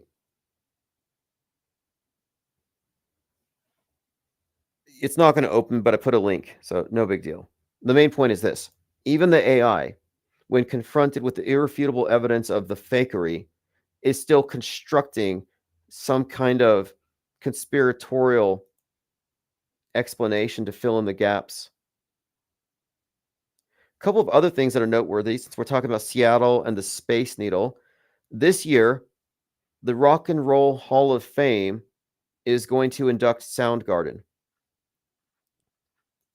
Chris Cornell, he's got the statue at the Space Needle at what was once called the EMP, like Electromagnetic Pulse, the Experience Music Project. And just the other day, on a show called The Voice, Lucia Wiseman sang Black Hole Sun. So again, on May 12th, Monday night, Black Hole Sun was performed, and Soundgarden is about to go into the Hall of Fame. So Black Hole Sun is one of the reasons why Chris Cornell's statue at the EMP next to the Space Needle makes a lot of sense. Ashy Dog says AI is cool. Well, AI is not alive. It's not sentient. It's not any more sentient than a word processor. It's a tool, and it's not going to go away, and it's just going to improve. And I'm finding a lot of great uses for it. Like if you get my newsletter and the archives, you'll see the synopsis, the breakdowns, the direct quotes, and the links. That's all being done more or less autonomously. But I will take in fact, one of the things I've been doing, so the other day I got into a dialogue with Lynn about our perspectives, which are different. And I took that entire 2-hour live stream's transcript and I handed it over to AI. And I said, would you write this as a 5,000 word short story about, well, from the perspective of 2 inmates in a deep underground military base debating the merits of their perspectives. And sure enough, the AI gave me a complete 5,000 word story here. So I'm going through it. And here's just a sample. Tonight, the room is tense. The inmates sit around a metal table, surface scratched with cryptic symbols from past occupants. At the head is, and it's just describing Tim and Lynn. And it has quotes that we were actually using, more or less, in our conversation. And it works it into a a story. And I'm just doing this as part of my experiments with AI just to see how many different ways can I get this content repackaged into an uncensorable format. Just one type. This is sort of like the PSYOP trading cards. We are creating plenty of uncensorable vectors for delivering our particular mind viruses. But we do have the world's first AI-generated tabloid. This is separate from the Insider, which is media deconstruction. This is Conspiratainment News Daily. This has actually been around for a couple of years. And I wanted to jump onto this right away, just testing it out. And it was just sitting there dormant. So I decided I'm going to start turning my transcripts into short stories in the paranormal genre and throwing them up here on this blog every few days. But I'll keep you abreast of different projects that I'm involved in here. The main one right now are the trading cards. And these trading cards are likely going to be popular and a sustainable project. I think I will actually do better with trading cards than trying to fund operations here with super chats alone. I mean, super chats are a great mechanism, but you say one wrong thing, you hate speech once, and they shut you down for 2 weeks, like we are experiencing right now. But I'm not complaining. Like, yeah, I got censored and demonetized for 2 weeks, but instead of complaining, I just do what we normally do, which is pivot and do something else. And I thought, well, let me just double down on the trading cards. Let's get these things into production. And I've had enough pre-orders. I want to say thanks, especially to all of you who've pre-ordered, because we've had enough pre-orders as of right now that the project is moving forward. No doubt about it. We have the funding to order the minimum number to fulfill the orders that we have already and have additional sets. But I'm going to leave the pre-orders open for another 5 days. Because there's a chance I might be able to do more than just 12 cards this first run. Okay, let me give you a sample of what AI wrote in the story here. Tim's smile fades. Quote, "It's not belief, it's pattern recognition. Look at the trailer. Lincoln's penny headshot symbolism superimposed over the exploding Space Needle. Earthquake cracks, 9/11 vibes, tied to the flip 9/11 6/11. They've been building this narrative for years. Seattle as the next big psyop, concurrent programming. This is not crystal ball nonsense. The media scripting it in real time. Psy Girl rolls her eyes. Concurrent programming sounds like you're drinking their Kool-Aid, Tim. You're so busy decoding Hollywood, you're missing the real threat. Geoengineering is not just clouds. It's climate control and population management. RFK Jr. even said they're putting it in the fuel." Tim laughs. RFK Jr., the guy swimming in sewage and calling it a hike, he's a propagandist pandering to the Trutherville crowd. You're falling for the same trap as the climate change hysteric, Psy Girl. Anti-engineering is right-wing wokeism. It's a mirror of Greta's eco-panic. Both sides buy into the premise something's wrong with the sky, and you're just picking different villains. That's just a paragraph out of a 5,000-word short story from the perspective of 2 inmates in a cell in a deep underground military base. And that was a sample of something taken from a podcast that I used AI to turn into a story.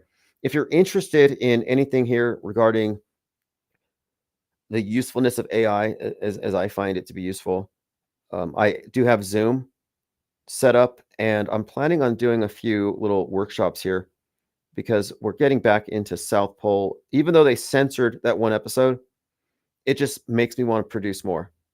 So if anybody wants to be brought up to speed on some of these things, if you haven't used them, or at least get some ideas, I have someone already helping me out with these trading cards. I mean, I haven't even seen them all, but I just got an email a little while ago. I have to go through like 30 of them.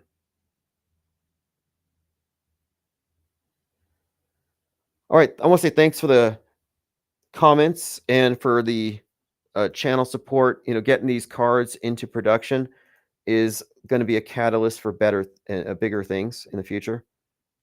In the near future, great potential for it. This is a project that we've been really co-developing. I've been sharing cards. You've been giving me ideas. I've been taking ideas down. But the first run is going to be in about a week. So you still have time to get pre-orders. And I'm finalizing the designs over the next few days. We talked about James Comey under investigation for his 8647 tweet. We mentioned Trump putting a giant banner of himself and Abraham Lincoln on government buildings, and people are saying this is the sign of an authoritarian dictatorship. So the Lincoln and Trump combination, again, I think it ties into the symbol of the penny that we've been seeing in the movies and talking about. The Civil War and class war narratives built into it. All right, I'm going to send out the newsletter tonight, so subscribe at ips.monster if you haven't already. And if you want to get into the Ko-Fi to order those cards, I put the link below. I see a lot of interesting comments. Ollie Goering says lower densities have its role. Don't have to be like them. Yeah, I think it's interesting if anyone is interested in this type of conjecture. Like, I'm not opposed to it. I've had a lot of, I guess, friction with the simulation theorist crowd and the video game people, but there's a reason why. And I think these are not the same. And I think that what we're looking at are modern religious constructs that are essentially based on previous constructs, like Nasatology. I'm not joking when I say that the dominant religion today is Nasatology. I'm actually being quite literal. And I think the simulation theory is a metaphysical monotheistic construct that's likely put here by people like Musk and others to further discombobulate us. Like what I'm talking about when I discuss what I would define loosely as the spiritual or the bigger purpose here, I don't have enough information to say I have a complete model. That's for sure. And the simulation theory says this is the all-inclusive explanation for everything. Dominic says, what possible civil war, anti-whites against whites? Yeah, the Civil War idea, World War III, they use these things interchangeably, but the lines would be political, more or less. I mean, look at the dividing line between Shiloh Hendricks and Carmelo Anthony. The people who side with Shiloh and the people who side with Carmelo are two different groups of people. And the Civil War is based on this dialectic of 1619 versus 1776, these two conflicting worldviews.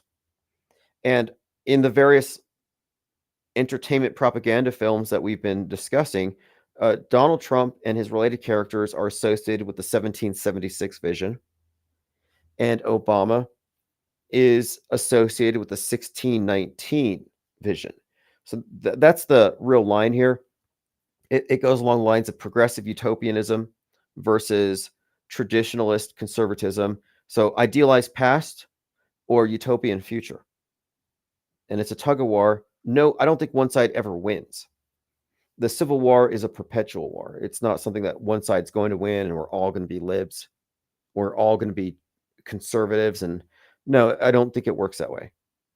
But I think they want that constant tension because that's what keeps everybody in the world stage construct. Like, I'm not in the political horseshoe.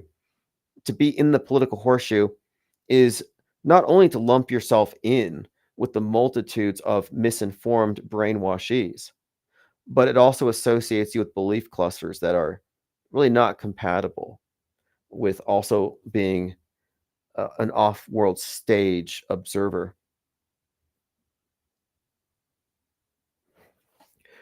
Observing reality, he says, I haven't had the greatest life, but if I'm allowed to come back again, I just might. It's as great as you make it, and it's a challenge that makes it fun and worth it. Right. Interesting question. When you look at the symbolism, as we do, reincarnation is a theme. It's almost a very dominant theme, and I find that to be worth considering. reincarnation, is it an option? Is it the rule? Is it a gift? Is it a punishment?